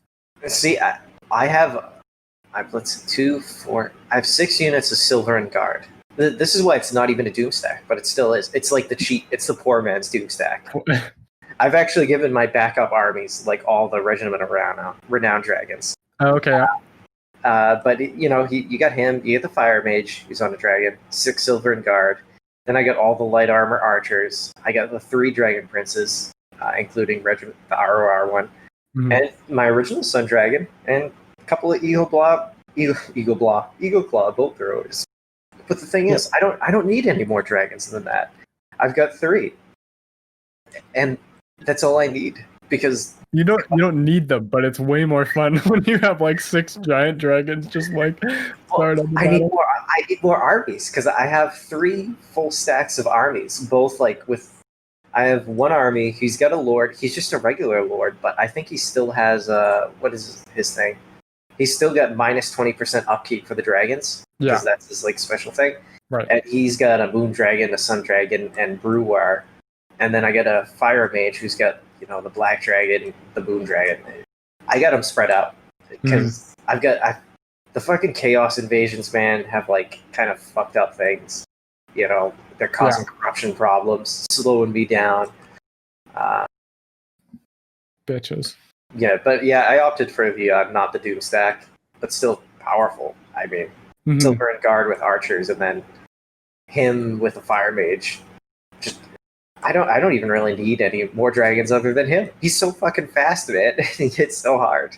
Yeah, 145 speed is actually kind of crazy. Like right now I have him 119 because I don't have that speed bonus. But like, damn. Yeah, the banner swiftness gave him 18% speed on top of the other shit. Well, yeah, Starlance gives him 15%. So like, yeah. Yeah, and then I picked all the skills I could get for speed off of his character tree. Oh yeah, yeah, he's fast as fuck. Jesus, I'm fast as fuck, boy. I'm fast as fuck, boy. That's gonna be Imrik, fast as fuck, Caledor. Yeah. Anyway. Damn. That's pretty much it for effects, I think. Yeah. And also we've been kind of talking about how the campaign's been going at the same time. Yeah, I actually kind of like this format. Let's talk about this. Let's go. We might as well. So what I realized when I was thinking about how we would do this episode, right? Because every other, I'm actually very happy with the ones we picked. Like, the Huntsman's, fucking, what's his name? Wolfheart? Marcus, yeah. Like, we kept picking all these very complicated, late release factions. Like, take for example, Queek, right? Because we're talking about doing the Skaven. Queek has just the basic Skaven stuff. Like, just kind of like Karl Franz has just the Empire stuff. But we didn't go with Karl Franz. We went with Marcus Wolfhard, who has the Empire stuff stacked with all of his crazy conquistador stuff with the the hostility meter and the Empire supplies and all that crazy shit. I realized when I was thinking about the episode tonight, I was like, we don't even have to like talk about the race effects. Like, I mean, if you didn't watch our Eltheria on the Grim and you're listening to us now, that's where we covered much of the more fundamental aspects of the High Elves, and you're welcome to go look there, but I don't if you want to talk about lions for 20 minutes. Yeah, lions are great, man. Want to talk about it for another 20? Yeah. Okay, so anyway, a lion is smaller than a horse. But what I mean is, I kind of see the advantage of like doing. We kind of shot ourselves in the foot in certain ways. Do you kind of see what I'm getting at? Because we had to spend all this time explaining the Empire faction effects. Then we had to go into Marcus Wolfhardt's effects. Then we had to go into his unique, his other unique aspects. Yeah. And whereas with Imrik, we've covered the fundamentals of High Elves, and I don't think we need to go through it more than once. I mean, I can see why somebody might want us to do that, but I don't know. I think, but the only thing is that we might have had to go through intrigue again. Yeah, we just have to go through. I guess we might have to go through it a third time, man. I don't know. I forgot all about it. Apparently, you needed a reminder. I did. I could have gone back and listened to Eltharion, but I didn't. Yeah. Oh, man. I suck. I don't think it would have done me too much good anyway on my legendary campaign. I was fucked anyway. Yeah. Yeah, man. So, all right. This is where we usually. Oh, we can talk about some quest battles. I mean, there's so many because Yes. of the dragons you fight. Mhm. What was the first dragon you fought? And I'll let you know if I didn't fight the ice dragon. So. Okay, that's actually the easiest one, Oh, I think. First one I fought technically was the Sun Dragon, but in my like final proper campaign where I did get all the dragons and did okay, I fought the Forest Dragon first. that's what I did. That's weird. Yeah, because it is all random. Like I did get the Black Dragon showing up first, and I got like the Moon Dragon showing up first. I'm sorry, I'm already interrupting you. The Black Dragon on my successful legendary campaign, the Black Dragon showed up first, and if you pay him off, you get his like abilities, which is your army causes fear, and that's how I was basically able to beat Snicket's army on legendary. I got lucky. Yeah. I paid him off, and then if all your army causes fear and terror, I don't know if it's terror too, but even if they all cause fear, like Yeah, that's pretty impactful. Yeah, it's very impactful. So I'm sorry. You said you fought the green dragon first. No, I think it's actually important to note that you don't have to fight the dragons. So I guess we can just kind of go over this. Every 15 turns, I think, is when a dragon shows up. I think it's 15. Yeah. You'll get a spot on your map where as soon as you go into it, similar to like the things at sea, you'll get an action come up. And you can choose to challenge the dragon, which is where you enter the battle and get You don't have to enter right away. Yeah, exactly. You can either make it so the quest battle comes up, or you can I can't remember the names of all the options, but there's one you can choose to like basically take his trait for a couple turns, or you can there's one that you pay like 2,000 gold for something like 50 influence like that. Yeah, So it's either the ability. Yeah. Or you can just leave the dragon be. So there's a couple of options, and I don't think, depending on what dragon shows up, it's actually kind of nice because in the beginning you can get like a cool dragon trait, like the fear one against the Skaven, which obviously helped. Or like I think the Sun Dragon gives like all burning attacks or fire attacks. Yeah, and it's like weakness to flames and stuff like that. Yeah, really. So that's super useful against the Skaven as well in the beginning. So I think it's important to note that you don't have to fight them right away because they will show up again. No, and I think you get their abilities for like 10 turns or something like that. Yeah, it's significant. Yeah, and it's not that expensive. But yeah, I fought the Forest Dragon first, which I don't know if it's the hardest one, but it's up there because Wood Elves are a bitch, and that's what his army is. I didn't have a hard time with him. I mean, no, I didn't either, but it was definitely the hardest one, or the one I got most impacted by, because while the dragon itself is alive, he provides healing to everything in the army. That's true. So yeah, I didn't single him out in the beginning because I couldn't get him to kind of challenge me like straight up, because usually you can like pull the Lord out if they're flying and kind of take them out early, but he refused to do so. So I kind of had to grind through most of his army before I could take the dragon out himself. So they got a bunch of extra healing, and then like druids are already pretty, or not druids, dryads are pretty beefy anyway. Like they'll last a good long while. Yeah. So yeah. Yeah, I could see that. I think I got lucky in that fight because he kind of came out in front, and I had my Eagle Claw bolt throwers singling him out, my archers. Yeah. And I got lucky because when I flew up to him on his mount. Let me make sure I get his mount name. Yeah, even seeing it spelled out in front of me, I don't know how to. Yeah, you're like, oh, let me see it. Shit. Minathnir. Sometimes you get lucky, and when I collided with him in the air, we kind of turned. So the side of the wood dragon was actually facing my archers, so he went down pretty quick, and I just used the Armor of Caledor's ability to basically, it's like you're stuck in one place while you're healed, but I didn't have to go anywhere. He was engaged with me anyway. Yeah, exactly. Yeah. Actually, the other one that gave me a little bit of trouble, it wasn't hard, but the Black Dragon? Is that the one with like 3 different armies? The Black Dragon, I know, hits you from the front, and then you get like harpies on one side, and then you get like what are the flying things? The other flying things, the flying lions. Fuck, man. The flying lines? Oh, like manticores? Yeah, manticores. I had manticores flying at one side, so it was kind of like 3 armies. Yeah. Yeah, because it's undead coming out your front, but then you get harpies from your left, and you get manticores coming from your right, and they kind of hit you a little later on.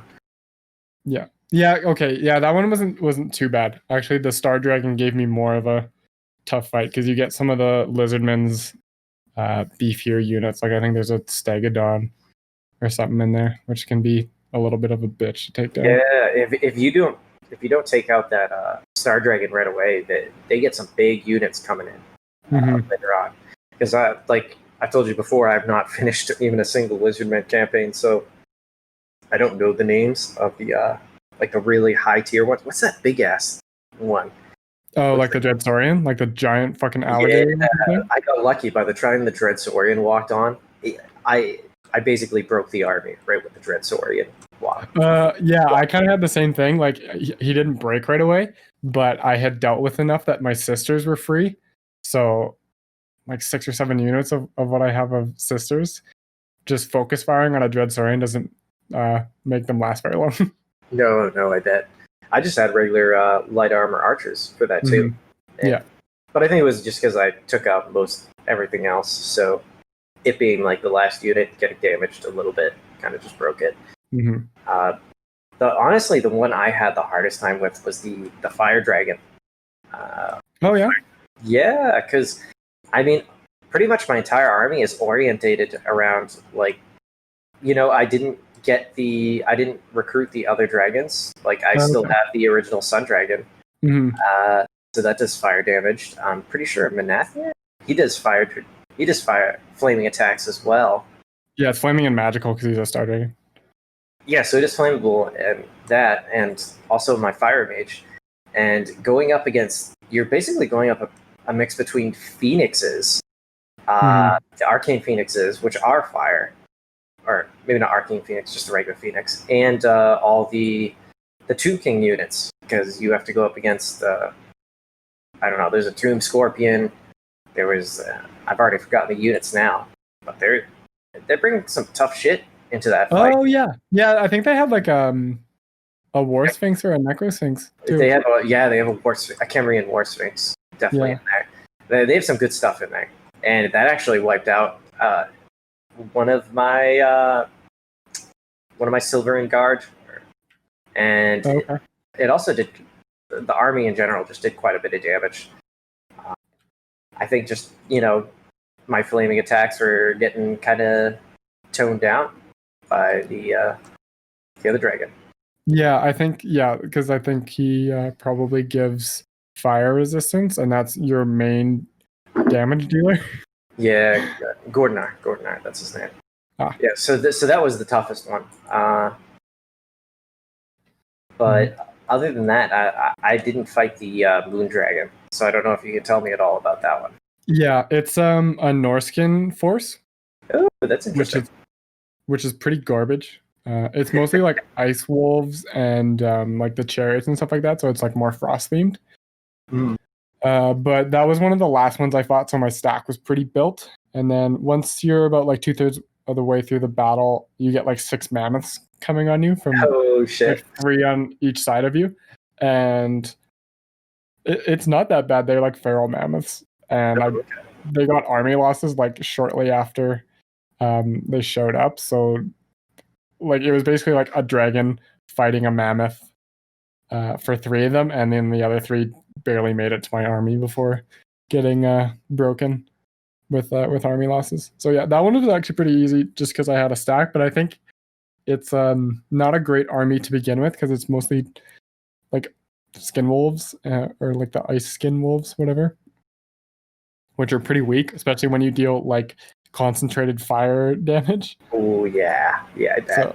So, like I think a Flamestorm did most of the work for that one. Like not a whole lot of their front line really even made it to me because, Well, I think the other thing we haven't actually talked about yet either is that Imrik gets a trait that gives everything 20% weakness to fire damage, which helps as well. That's for local enemy armies. which is crazy. Yeah, let me see that.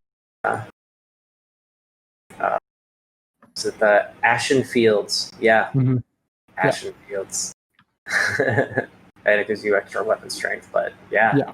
20% damage. And then combine that with, was it the Fire Mage? Whatever you cast, and you choose Kindle Flame, it's another 22% weakness to fire, map wide, for 15 seconds. So basically, get fucked. get fucked, man. Yeah. Kind of stretches out the viability for Burning Head. It's pretty much any fire attack, really. Yeah, Fireball is like a really good spell, and you're just like, oh wow. I overcast Fireball quite a bit. Just throw it at the enemy general or hero or something. Yeah, makes sense. Yeah. He's got some cool ability. He gets really easy access to nobles. Right, yeah. Caledor Incumbent. Get 3+ nobles. Yeah, makes you recruit nobles in, literally any way you want. Yeah. He falls armaments, which gives you extra 10% research rate and plus 15 armor to everybody in his army. So you're really armoring out your own army. You get Dragonheart, which increases fire resistance by 35%. 35%. Okay, so what is the total fire resistance on these guys? So 35%. Freaking. What does it say that? They're at 105% fire resistance, my Dragon Princes. Fuck. So that's why they're not going down to anybody. Jesus. Oh my god. They like heal from fire at that point. They're absorbing 5% of it just into their bodies. Yeah. Get wrecked, man. Damn. 30% physical resistance on them, which is pretty good. Yeah. That's crazy. Let's see what else we got. A stride in the battlefield, plus 15% speed for cavalry units, charge bonus, blah blah. Ancient Pride, vigor loss reduction for Dragon Prince and Dragon units, as well as physical resist, melee defense. Good stuff all around. And then you got, great stuff. You got Dragon Pact, which lets you do the spell Piercing Bolts of Burning, which is a bombardment spell. It's pretty fun, Yeah. Doesn't cost you any magic to use, so just cast it whenever you want, Yep, it's really good against balls of infantry. He's also got this cool thing called Dragonhorn, which is the only thing I really unlocked out of the red tree, other than Bowmaster, which map wide, everybody gets 24 melee attack and can cause fear for 16 seconds. Pretty powerful. Especially because that trait is usually, like for generic lords, it's plus 50% character or leadership size, which is okay, but pretty average. Yeah. So that is a significantly better ability. I think it gives you like an ability in battle too. Or maybe I'm thinking Lord of Dragons. No, there's definitely ability that you start out with. I think because it comes from the Star Lance. You start with the Star Lance, yeah. Yeah, so you start the game with the Star Lance, and the Star Lance gives you plus 15% speed. Bonus versus large, charge bonus, and the ability Star Lance, which imbues fire damage for 29 seconds. Gives you armor piercing, charge speed, charge bonus, and makes the enemy 22% weakness to fire. So you're stacking a lot of weakness to fire when you're activating certain things here, I'm noticing. And then, I got Heroic Killing Blow, which is another 50% armor piercing and base weapon damage. Noted why he's just chewing through anybody I send him up against. Yeah. Yeah, like my Imrik right now has, when you have all the spells unlocked, so you have like the full circle of stuff. He has that on his like character sheet. He just has like a circle of different things he can pop all the time because he's got like Lord of Dragons on top of everything, and then Heroic Killing Blow. So he's stacked. Lord of Dragons, that's a great ability. That's a hex. I like using that too. Love hexes. Negative. You're into debuffs. Yeah, I love debuffs, man. I always like playing like when I used to play Pokemon, I was always like a poison type of guy. Oh, you were that asshole where you're just like, oh Always, boy, I get to like see this every time. yeah, I'm gonna confuse the shit out of you, so you just Oh my god. mix up. But yeah, psychic and poison, my favorite. Yeah, you're the type of player I hate. I just like watching you slowly suffer. Yeah, exactly. Like I have you beat, but you're gonna have to take 10 turns to watch it happen. I don't know what kind of person that makes me. Maybe too bad for Team Rocket. Sadistic? Who knows? How, help me out here. The quest battle. The quest battle you get for the actual quest battle that you get for the armor of Caledor. Mm-hmm. You do start out the game with his special weapon, the Starlance, but you need to unlock the armor of Caledor, which I think becomes available at level 5. It's somewhere around there. You don't have to do a whole lot to unlock the quest battle. But it is pretty unlegendary. I thought it was pretty tough until I realized that you're basically fighting. First of all, you're fighting a vampire lord who's riding on top of a dragon. So he's got an undead army. He's got, some Graveguard, some of the Blood Knights. Mm-hmm. But he's also got another backup army of Dark Elves, which are Corsairs. I think it's mainly just Corsairs. Yeah. And Handbows.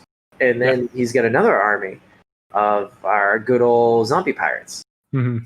And they've got a cannon, and they've got, we got the handgunners, shit like that. Or pistoliers. I don't know if they actually have handgunners. And then they also have the rotting Prometheans. I think they have a unit or two of those. Oh, okay. They take a while getting over. Yeah, it wasn't too bad for me because again, fire damage and that's mostly undead. So the only thing that was really troublesome was the Corsairs. The Dark Elf army was a little bit more. I ran into trouble because I basically sacrificed my Dragon Princes because I only had one unit of that at the time, the first time I did it. And I basically tried to take out the cannons right away because I was too silly to realize that there's kind of in your deployment area, there's kind of looks like a Stonehenge type of building. Yeah. If you just position your army correctly on the other side of that, their cannon fire will just hit the Stonehenge and not actually do any damage to you. Yeah, so you don't even have to. You can, if you do it right, you can just straight up ignore the vampire pirates. My final playthrough when I did that quest battle, I didn't actually fight them. They just all collapsed in on themselves because I wiped out the Dark Elves and then I wiped out the vampire lord and his army. And then at that point, they just kind of crumbled. Yeah, they just crumbled. So it's an interesting fight. I think Imrik even comments on it, and he's like, "Oh, look, they brought the Dark Elves as well." They really bring everybody, and it's a pretty fun battle just because it's not often that you're fighting 3 different races at the same time. Yeah, it's cool in that respect that you're just kind of having a mismatch that wouldn't usually happen. The map is kind of wanting. Like I said, hide behind the Stonehenge. You won't get hit by the artillery. It's also really dark. It is very dark. I'm not a big fan of the dark maps. I honestly couldn't see what was going on. I think I recorded the battle, and I'll probably go look back at it for thumbnail picture, but I don't know what's going to come from there. Yeah, it's pretty rough. It was rough. I'll give you that. I don't really know what to say about the map. It's better than Snicket's final battle on the ship, as everything is, because the fucking bridges. I don't know. I've never forgotten that, and I never will.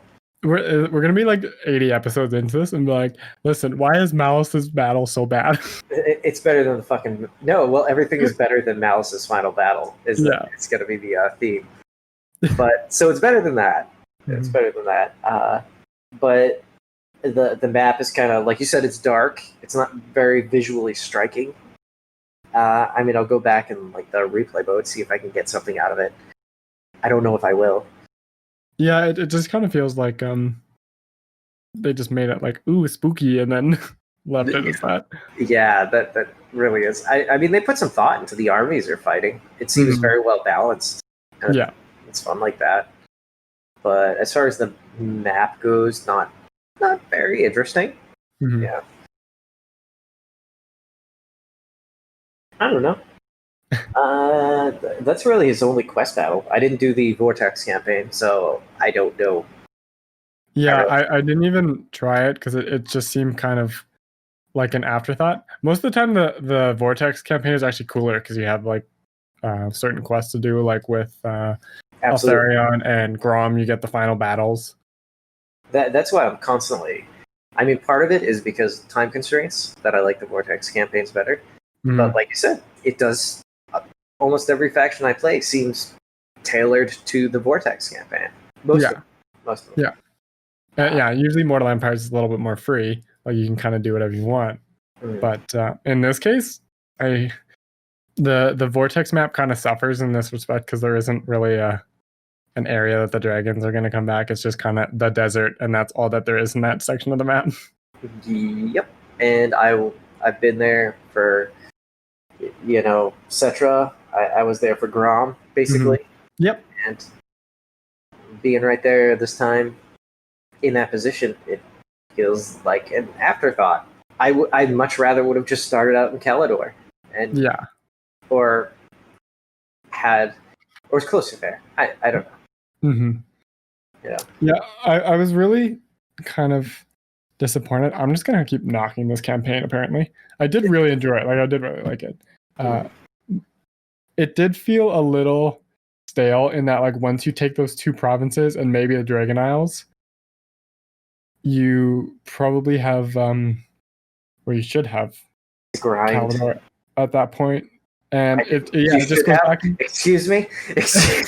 Well, I'm just saying you probably have it at some point. So like, granted, you're doing okay. You're you hold that bit, and then it just becomes another like Confederate Ultron campaign, like except harder because you have aversion and everyone is not a big fan of you because you're a giant douchebag, even for a high elf.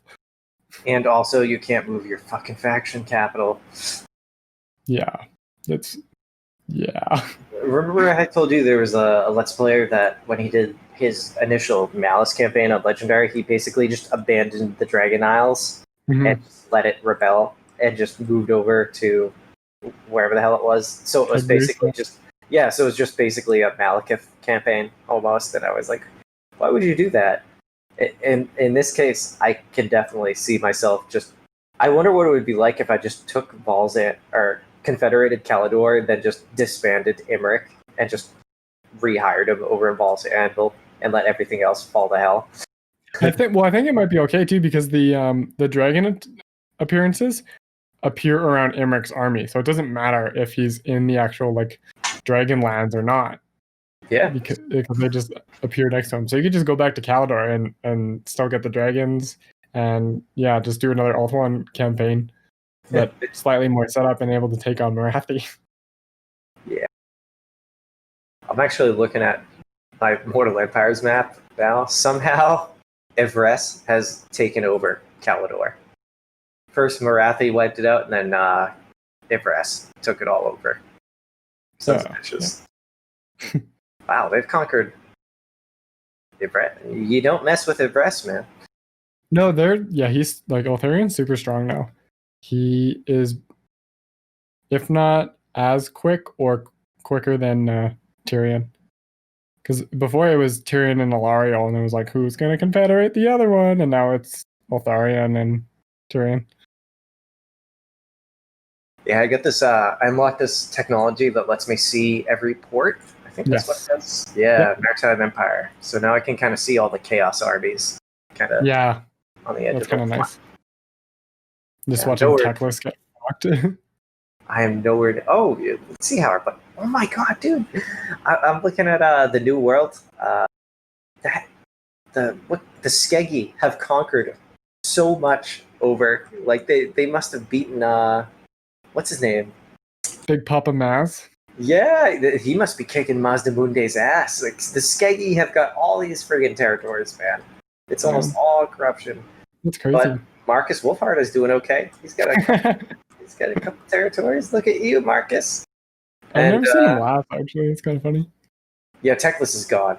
Yeah. Half of, Count Noctilus owns a piece of it, and of course, what's his name?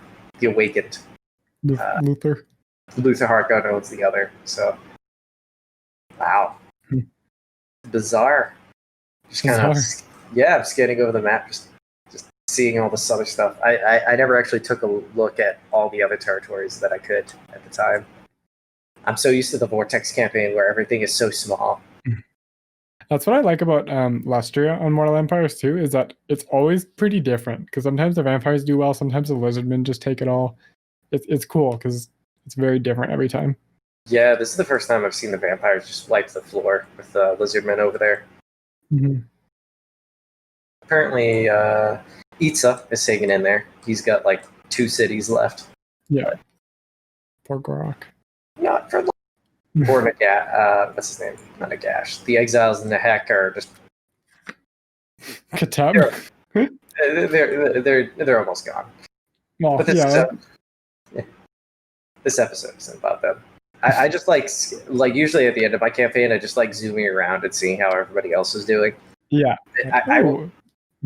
In the old Total Wars, you could just like hit like the tilde key and hit toggle FOW, and you could just get rid of it for like, just check things out. Sometimes I just like seeing what the AI is doing.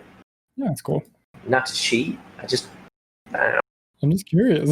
Yeah, I'm just curious because, like we're talking, like one of the big draws to like Total War games is like when you see like the AI do something totally bizarre, and all of a sudden, strange shit happens, man. Yeah. So, did you Confederate Ulthuan? No. Like, I used the influence campaign. Thank you. I know. And just rub it in my face, huh? So no, I pretty much had to use that to keep Tyrion and Lotharion from attacking me. Because on one of my campaigns, I took the Confederation right away, and like same thing as you did. I was immediately in debt, and Lotharion and Tyrion don't like you in the beginning, like at all. And they both declared war on me, and I couldn't stand up against like them coming from one side and Marathi coming for me there. And then I had dealt with Snickich, but Mouse was kind of being a bitch. So yeah, that campaign ended. But you kind of have to pay them off with influence in the beginning. Otherwise, they won't like you. And so I eventually used my influence to confederate both like Kothik and what is that just north of Caledor there? Oh. Like Tor Anrock. Okay. Yeah, they're gone. I'm not sure what the fact is called, but yeah, those guys. And I was trying to get Alithanar to confederate because that was a bunch of territory. And then Tyrion stole that from me. And that was pretty much it. Yeah. Like I spent probably 100 turns using influence, and that's how far I got. Pretty smart.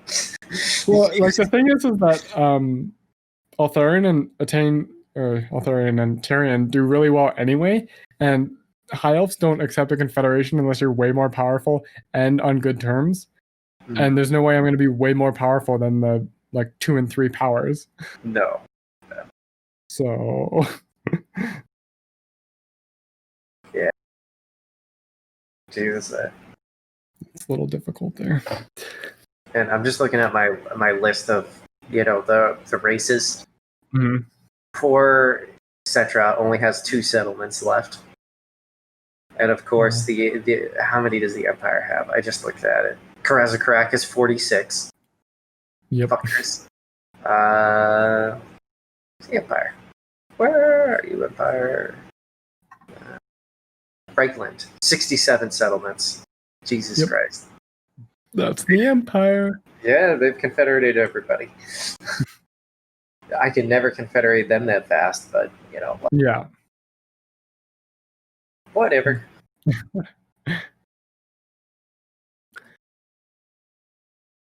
Anyway, there isn't a whole lot to like. The campaign itself is kind of short because it does turn into like another Ulthuan confederation after you take those kind of provinces, unless you decide to fight whoever's holding most of the mountains, which I don't recommend. well, that's what the choice I was left with, because I couldn't hold Caledor. Yeah. So, all right, I choose. Like I said, I save scummed it the second time. Maybe I could have if I tried fighting harder, but I was just like, this. In the back of my mind was the fact that I can't trade to any of them anyway. Yeah. So it's like I didn't know about the Val's Anvil special building that might have been worth it. But at the time, I was just like, what's even the goddamn point? Most of being the High Elves, you make a shit. One of the features of the race is trading.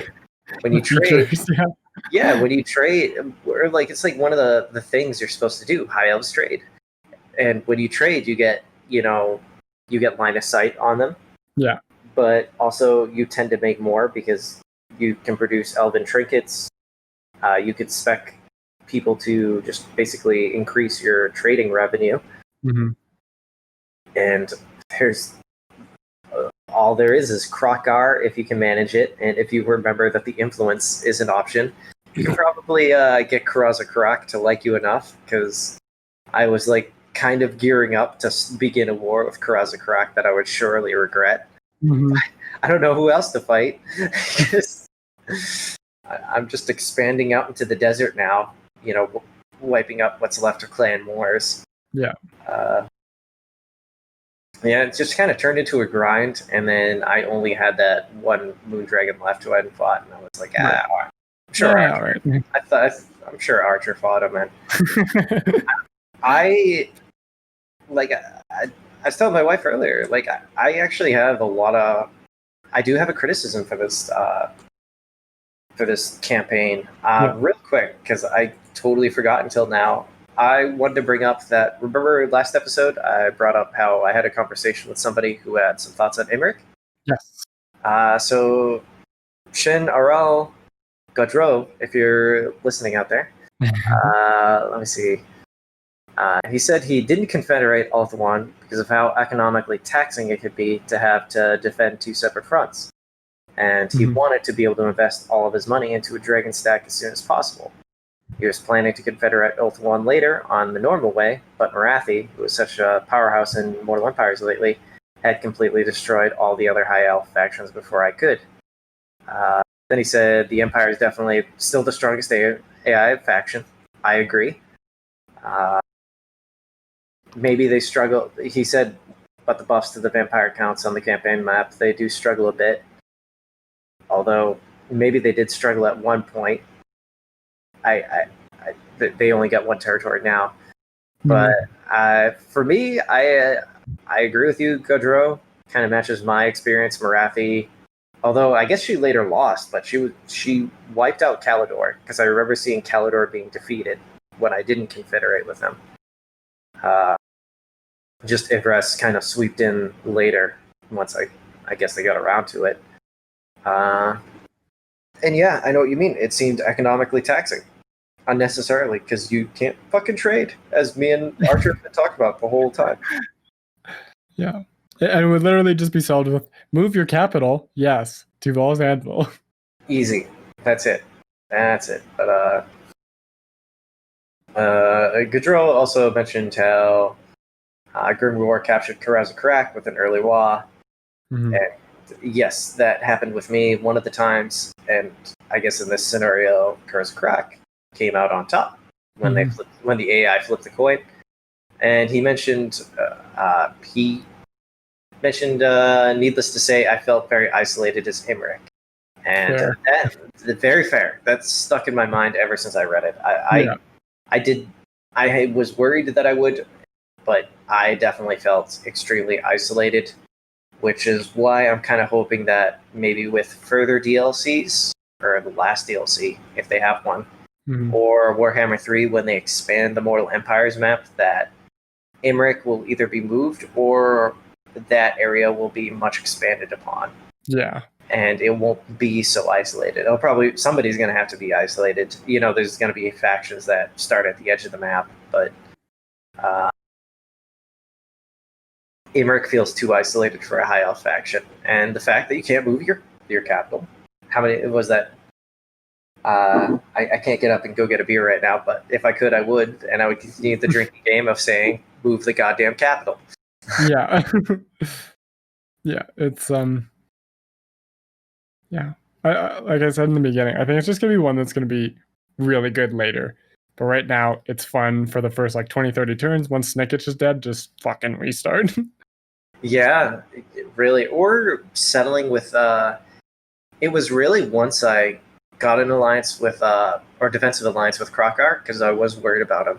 Mhm. So I had that border of the map secured, and I was like, cool, because jungle is kind of that uncomfortable area of colonizing, and the Dragon Isles was, it was annoying. Mhm. And then Kalita backstabbed me. But once I took out Kalita, you've kind of got the geography to your advantage, because Clan Moor is in the that valley that runs like east to west into where Cetra is. If you clean that out of Skaven, there's nothing left there that can use the underway unless there are greenskins still around. So if you're lucky and there are no greenskins, they got to go through the mountains. And that means you can stick garrisons there, you can ambush them, you can do whatever the hell you want. You don't have to be sprinting all over the damn place, like chasing down different armies of Skaven, at least what Snicketch was doing to me. Yeah. Half the problem was just capturing them, or catching his army out in a place where they would fight me. Yeah. Well, I think the other thing too that might make this campaign a lot more fun is if we get a diplomacy rework, because I think confederating Ulthuan could be like a really fun task, especially as Imrik, who's kind of looked at. It's literally stated in the lore that Tyrion is not a big fan at all. Neither is Imrik. Well, yeah, exactly. Like they don't really like each other, so it could be kind of cool to do that with a diplomacy overhaul, where you do more than just hit a button and become better friends. Yeah, because that could add another aspect as well to all the high elves, but especially for one that is kind of looked down upon by most of the other factions. That'd be a cool mod. I mean, something that adds a bit of. I don't know how hard it is to add. Maybe, I don't know, triggers or certain events like that in the game. I don't claim to know the best way to do that, but it would just add something. Yeah. Definitely could use some working on, and I think they will. I honestly think they are going to go in a direction like they kind of took the Empire, where there's that whole electric hound system.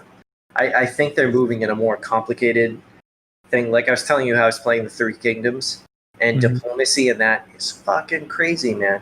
Like once you understand like how much you can do with it and how much it affects, like people just don't backstab you. Even the AI will not backstab you if they have a good history and a good relationship with you.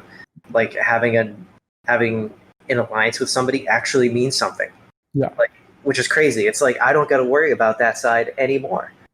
Which is tough, because like when I looked at like the map of China, like there are places that have mountain ranges where you can get kind of isolated, right? But most of it is in like valleys, river valleys, along plains, and it's like you're like, how can, with the AI as we've known it, it's like you can't hope to hold on to it because alliances mean jack shit for most of it,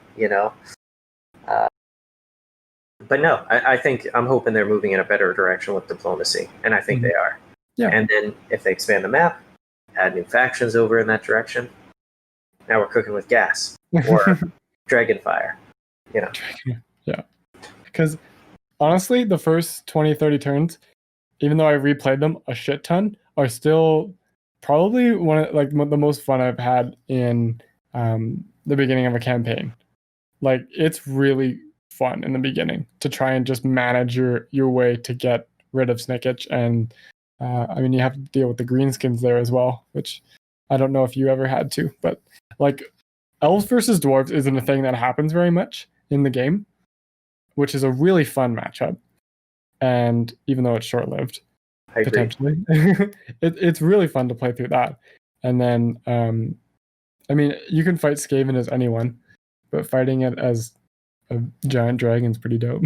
I agree. I like having the dragons.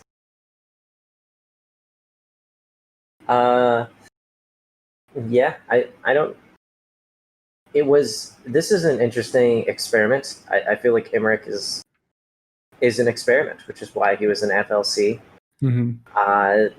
They didn't have to put as much thought into him as they did, and I think maybe they didn't because he's so fucking overpowered. Like now he is my number one. As I'm going through these factions with you, Imrik is the most OP Lord. At least engaging in duels, like maybe Snickich would be when we get around to playing a Snickich, but right now Imrik just throttles people, man. Especially the way he was spec'd out and equipped. Yeah. Yeah, like it depends on the Lord, because they can either be like melee masters, meaning like someone like Tyrion who can just like sit in a blob of infantry and rack up kills and hold forever. And then there's lords like Karl Franz, who's like a really good duelist and will kick most other lords' asses, but if he gets in a blob of like anti-large or anything like that, he'll go down pretty quick. So like there is kind of two trains of thought, but Imrik kind of wins both of them. Because like at the end of the day, he's on a dragon too, or at the very least mounted.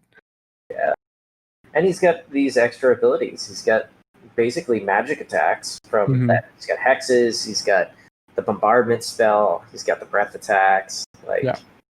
And then I'm pretty sure there are items that I could have equipped that would have even given him more spells. Like I don't know what they were, but I know they existed. Yeah, like there is stuff to get bounce spells. Like for sure, he get like fireball, which would be good. Oh yeah. Rack up all the fire like because all of your abilities basically make everybody weaker to fire, and God help them if they are vampire or undead of any kind. Yeah.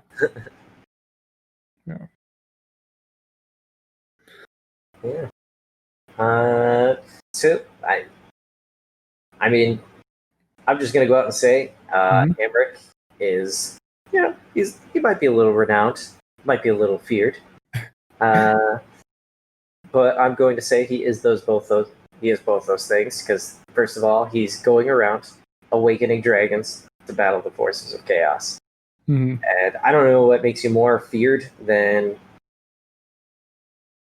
convincing a bunch of ancient dragons to join you in the final battle of all of existence. Yeah, I think they also like I don't know if you saw this on the wiki at all either, but at some point, Menethnier. Yeah, I like how you said it that time. That sounds. Yeah. I'll just clip that and edit that into everything. Just add that onto everything. He like tells Imrik for some reason, he's like, yeah, so basically every dragon is going to die in a big battle against the dark gods or the chaos gods. And so I think it adds another layer to Imrik in that he's trying to rile up these dragons knowing they're all going to die. It makes it kind of dark. Ashes to ashes, dust to dust. Because it's less like, hey, we can beat back the chaos forces, being like, come on, it's your destiny to go die. I mean, I don't know. Do they really? It's not even like dragons seem to really enjoy living forever, considering the fact that they spend most of their time hiding and sleeping. Dragons have depression. Yeah, well, like one of the reasons why, it's the age-old question: would you rather be a vampire or a werewolf? Like, and a part of me is like werewolf because, for one, you can still go out in the daytime, have a normal life, and you don't have to watch as literally everybody you've ever cared about, like, decay in front of your eyes to the point where, first of all, you can't go talk to them anymore because people are going to realize something's fucking up when you never age. Yeah. That's crazy. Yeah, and I always thought that was cool. Like, like now that I'm a father, why the fuck would I want to outlive my son? Yeah. Like I wouldn't even, if I had the option, be a werewolf. I ain't gonna be a vampire. Fuck that. So I guess what I'm saying is werewolf, definitely. Yeah. So what I'm saying is, if you have the opportunity to be a dragon or a werewolf, be a werewolf. Don't be a dragon. It'll suck. You'll just get this really bad case of depression. You'll go climb into a mountain somewhere and just stay there for ages. Just go to sleep. Yeah, until the Ragnarok, and when you're doomed to lose anyway. I don't know. What the fuck are we? What are we doing here? Welcome to Renowned and Feared. Now an existential crisis podcast. It's 2020, everybody. Good luck. This week, our subject: why are we here? Why are we here? Join us next week for What's the Point? AKA Tretch Craven Tale. We're really collapsing on ourselves. Also featuring Tretch. That's all. Also featuring Tretch. Oh man. Guest starring Silostra. She's just singing in the background all the time. Like, what do you think, Silostra? Dab! Yeah. All right.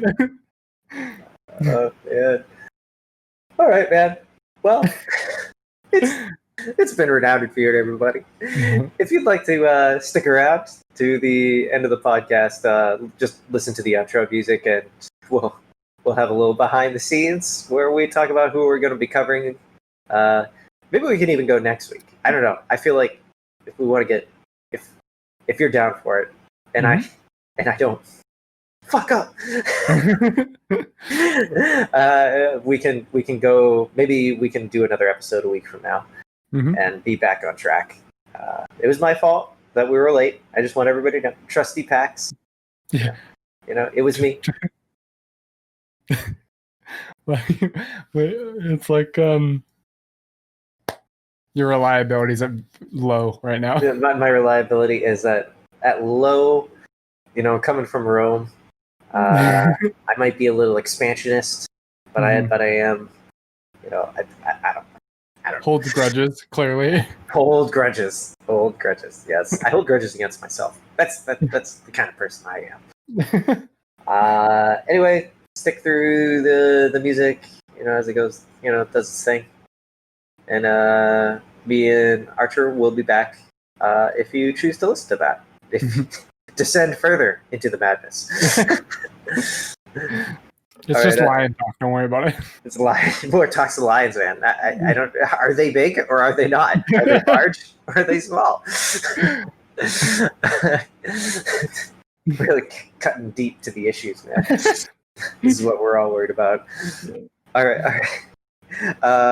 Can we take a break for like 10 minutes? 5 minutes? Sure. All right. I'm gonna tell Craig to leave, and then I'll bring him back in. That sound right? Sure. All right, Craig. You need to step outside.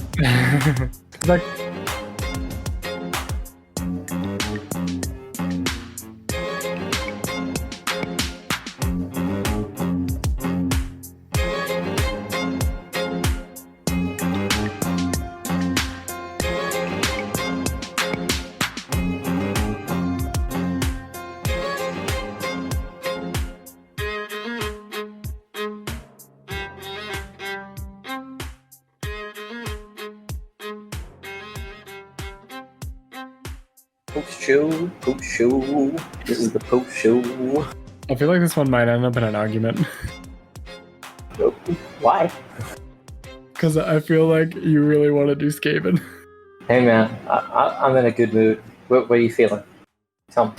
Ow! Fuck! That was dumb. I just shifted and hit my hip really hard. What do you have your computer underneath, like a car or something? No, it's like on my desk, and I'm like sitting underneath my desk, and I don't know, it's fucking weird, but I just hit my hip. All right, man. Unfortunately, I'm in pain. You do you.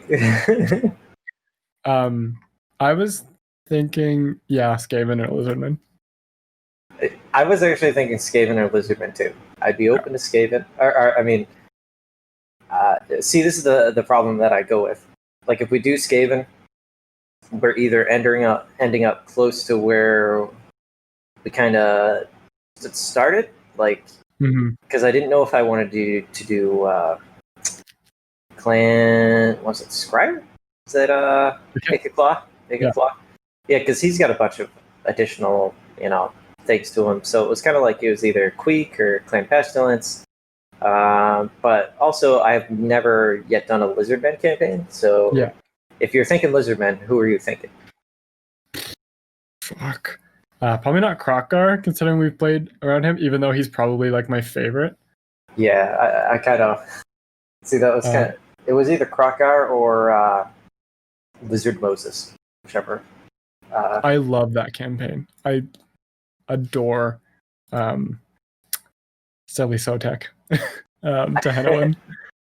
I mean, if you want to do Tehenhauin, I'd be down for Tehenhauin because, like, I really wanted to do Queek before we did this campaign. Like, I really wanted to do him, and I probably would have fought you for him. But at this point, like, I don't know if I want to. I could do the Queek Vortex campaign because he starts kind of off in the deep in the Southlands, and I think that is kind of interesting. So I wouldn't mind doing it, and I kind of want him to do him more than Clan Pestilence. But if you wanted to do Tehenhauin, I'd be down for Tehenhauin. I mean, what are you feeling? My concern is like, Snickage and Clan Moors are pretty close to where we've been for the last little bit. Yeah. And so like Ikit would pretty much be the only option there. And my only thing with like Skrulk is if we do that right now, it's gonna make, because I feel like we should probably play the other one right after, if that makes sense, because we haven't touched either of these like pretty major factions. So yeah, it's probably gonna be one after the other. Was my thinking. And my only issue with doing Skrulk is we're probably gonna end up in the same territory twice, like in a row, if we don't break it up. Yeah, if we did Skrulk, it would be like 2 in a row. So it'd pretty much be like Ikit, which is a really good campaign. But yeah, like that's the problem with the Lizardmen too. Is like Mazdamundi, Gorok, and Tehenhauin are all pretty close. Like they end up being fairly similar. And so Gorok, I'm kind of okay with skipping, just because I don't find him too interesting as a faction leader. Yeah. He honestly seems like a minor faction to me. I know he was FLC, and I know he's not a minor faction, but I've just never been attracted to him. No, like Krokgar does everything he does better. So, and also has a Carnosaur. That's kind of a big selling point for me. Yeah, like Gorg doesn't get a mount. It's fucking dumb. And I get that he's supposed to just be a very strong infantry kind of guy. And I do like that about him. But he just kind of seems like a beefed up hero, you know? Yeah, he's not great, to be honest. He does get regen at some point. That's pretty powerful. But I know he's a tank. Yeah, he's pretty badass. But he's pretty basic. I'd be down to do Ikit. I feel like Tic-Tac-Toe is pretty close to Cetra. Like I'm not ready to go back to the desert, I don't think. No. And then we kind of just played by Mazdamundi, so yeah, it would pretty much be like Tehenhauin or Gorok, take your pick, or Ikit. I'm actually okay with all those options, so whatever you feel. If you really want to do Skaven, I'll do Ikit. Let me think. What if we did? I'm trying to put it together in my head. Like, what if we started with Tehenhauin, right? Like, let's say we do Tehenhauin next. Could we go back to Queek and not be driven crazy about where we're starting at? Or sure, yeah. You think that would work? I think because I would give a break from, because it's not like we've been like right in that area. We've just been around that sort of area for a long time. Yeah, my campaign really only ended after I breezed through. Just the Clan Wars didn't do so hot in my campaign. They were there, but they were. This is the thing. I don't know why Kalita backstabbed me, because she was at war with Krokar, and she was at war with Clan Wars, and I got a non-aggro with her that I wasn't going to break. So it was like, why the hell did you backstab me? Because now you're literally being attacked. You're attacked on all sides at this point now. Yeah, it made no sense, and I guess it was the player AI, and she was slightly positive. I think she was like 10 or 20, like you said. right. Like, she was not negative towards me, so I don't know where the hell that came from. So let's lay out the options. We got Tehenhauin followed by Queek. I like the sound of it because I kind of want to, even going back to Lustria, I'd be fine with, because I literally have never really played a long campaign with Lizardmen beyond the features. And we could do Nakai too, because we haven't been around there at all. We could do Nakai. My only worry is when Nakai first came out, you know how he kind of just replaces settlements with defenders? Yes. I had to get a mod to actually make the defenders actually be active. Like, I didn't like as Nakai, when you conquered stuff, they basically did nothing and didn't even really build up their cities at all. Yeah. And even still, when I played Nakai so right after we played Marcus, I did a little bit of Nakai, but I played it with the SFL mod, which I know makes the defenders actually make armies and they actually do shit. Yeah. So I didn't know if in the vanilla campaign they actually were either still inactive or if they did anything at all. I don't know if you know off the top of your head. I don't. I mean, not that I'm against playing as Nakai, because we did the whole Marcus thing. So I kind of I want to bring it around eventually. I'm not ruling out Nakai, is what I'm saying. Okay. But I feel like I don't want to play as him. Okay. I don't. Yeah, just like my only thing with Tehenhauin is that it's a pretty hard campaign in the Vortex, and Mortal Empires for that matter. Like, it's pretty rough starts. So I definitely, I think I'm over my legendary kick. I think it's something that I'll do occasionally. Like, honestly, even with with Ivres, it was not legendary. It was not too crazy. Like, no. I don't. You could do it. I'm telling you, it's not that hard. Just you're going up against greenskins in the beginning. It's pretty fucking easy. You're not being attacked on all sides like Imrik basically is. Yeah. And you can trade with people. Yeah, exactly. I don't know. If you want to do Nakai, I could do Nakai. I wouldn't mind it, because it's been so long since we did Marcus. I'm not really worried about the difficulty, because I'm just going to turn it down to very hard normal anyway, because that's honestly as far as fun goes. Yeah, it's peak. Yeah, because it was just bullshit, man. Like, legendary can be fun, but when Skaven slaves tear through, and I mean, they have better leadership than your spearmen. It's such a crock of shit, man. I don't.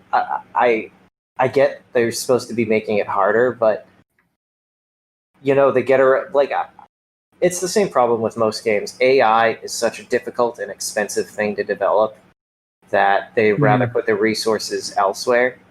And I wish when you crank difficulty up, it made the computer, the AI behave smarter. I don't know. Give them some bonuses, but that when you crank it up to legendary, like we talked about before, they will come after you, even if you're not an obvious threat, and even if it puts them at direct indirect danger. You know what I mean? By not facing against their actual enemies. Yeah. So I guess we're kind of circling around. We're circling around doing Lizardmen next, which, like I said, I was dead set about doing Queek, but after being in the area, I wouldn't mind doing Tehenhauin or Nakai, and then go into Queek. I want to go to Queek, but I want a bit of a break for him. Okay. Because I honestly want to save Ikaclaw for a little bit, like maybe do Queek, do somebody else, and then maybe the dwarves. I don't know. Yeah, like we haven't done. Yeah, there's still a couple of factions that are in a decent place that we haven't done yet. Yeah, we could do the dwarves after Queek and then go to Ikaclaw or something. But I don't know, Nakai or Tehenhauin. What would you do if I leave it in your hands? Because I lean towards Tehenhauin, but I have no problems doing Nakai. Okay, I'm gonna go with Tehenhauin then, because Nakai scares me. Nakai scares me. We're gonna do him eventually. He has to be done because we did. For sure. Yeah. But the idea scares me because I'm very comfy with my lizardmen. You're comfy with your lizardmen? Yeah, like I know how to play them because I've played the most of them. Okay. Why would Nakai scare you then? Horde factions scare the shit out of me. I'm not good at them. They're so fun. I actually did in between one of our campaigns, I did a Beastman on Legendary campaign on Legendary, and dude, I survived like 150 turns. Like it was almost 200 turns. I kept it going, but you have to play so cautiously. Like you only go after targets of opportunity. Like, and you have to be sure they can't get back up. You have to use agents, and it's I don't know. It's kind of fun. But yeah, I'm done for Tehenhauin. I'm excited to do Tehenhauin. So let's do him. I always wanted to do his Vortex campaign because it's very difficult. Although I was trying it on Legendary, and you're fighting Skaven in the beginning, and they get stupid bonuses. Dumb fucking bonuses. Like, it's not a good unit, but the Arc of Sotek is really useful in the beginning, though. Is it? Yeah, well, because it has like not a vortex spell, but like a circle around it that like it has an ability to do like an area around it makes them take constant damage. Yeah, I have used that before. It's pretty nice. Yeah. And if I can give you a piece of advice, use Jungle Swarm as much as possible. Oh yeah, I'll try to remember that because I did see Jungle Swarm. Basically, I think I saw Legend going up against like the pirate vampires. I can't. And he used like one cast of that would basically wipe out a mortar team. Yep. Yeah, it's really good. Yeah. Very powerful. All right, man. So next week, you think we can crank it out in a week? I mean, you've played him before. Yeah, exactly. So even if I don't like finish where I want to be, I can talk about it. Okay. I'll be able to crank out at least a Vortex campaign. Sure. Sounds good. I don't. He seems more designed for Vortex anyway. The Mortal Empires. In that case, I could be wrong. It seems more like a challenge run. Yeah, a little bit. Yeah. And I want to see the story behind Tehenhauin because he's got a lot. I know he's got a lot of lore. Yeah, he's quite interesting. It's not exactly friend of the Skaven at all. No, not at all. But then we'll get revenge and we'll play Squeak and finally get to do my Skaven playthrough. All right. You got anything else for me? I'm all good. Yeah. Now that I'm not like totally screwed up, I'll be able to edit this and hopefully get it out by late tomorrow night. Because it takes a while to render. Honestly, sure. So that's the hardest part at this point. Sure. Okay. Thanks for joining us. If you stuck around this far, like, subscribe, leave us a comment about any thoughts about really any campaign, but specifically Tehenhauin, because we're going to be covering them next week. So our very our dedicated fans out there, I do trust me. It means a great deal when I even see one comment or just a like or the views. It all matters. It's a good thing. Helps us keep going. Helps me keep going. And also, thank you, Archer, for your continued support as of my coasting. Thank you. You're coasting or my Fuck, I cannot talk. Co-hosting. Yeah, it kind of worked because even combining the words, I'm coasting as well. Imrik drove me to drink this time, so this is my last beer, but this is my third one. Oh, fuck it! Fuck this campaign, man. I hope it changes. That's all Yeah, like literally, there's no one I would rather not fight than Snickage. I don't mind fighting Skaven or Eshin in general, but if he's in the army, like I just don't want to deal with it. No, he just does. He will fuck up your heroes, your lords, and he's just. I want to be Eltharion again and trap him for like 30 seconds at a time. That was the only time I liked fighting him. Still, you bitch. Those are good times, man. But they ain't coming again. I guess we could net up Amatalk him. Yeah, that's true. Fuck, the lizardmen don't have light magic though. I guess I won't have to fight him anyway. No, we're gonna be nowhere near him. Yeah. Vortex or legendary. Perfect. Sounds good. Perfect. No Snickage. I'm in it. Oh man, I'm tired. Same. My cognitive speech is not going well. It's okay. That sentence doesn't even make any sense. I am not good at talking right now. It's okay. This is going to be a really interesting episode to listen back to. Yeah, it's I don't know. I feel like I was very excited in the beginning, so maybe I just came off as like being really loud. I think it sounded great. I won't put us through. I was trying to follow a YouTube tutorial last episode about, and I think our voices did whatever I did. I think we did sound better on the whole, but then there were these weird glitches that came in every now and again, and I don't know if that was from the filters I put on or adjusting it or.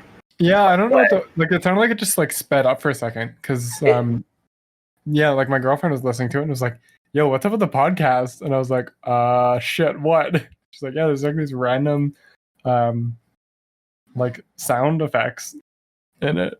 And I was like, "What the fuck?" Like, yeah, that's the thing. Like, other than that, I think I got our voices to sound better. But then I don't know if that was just a problem with Craig.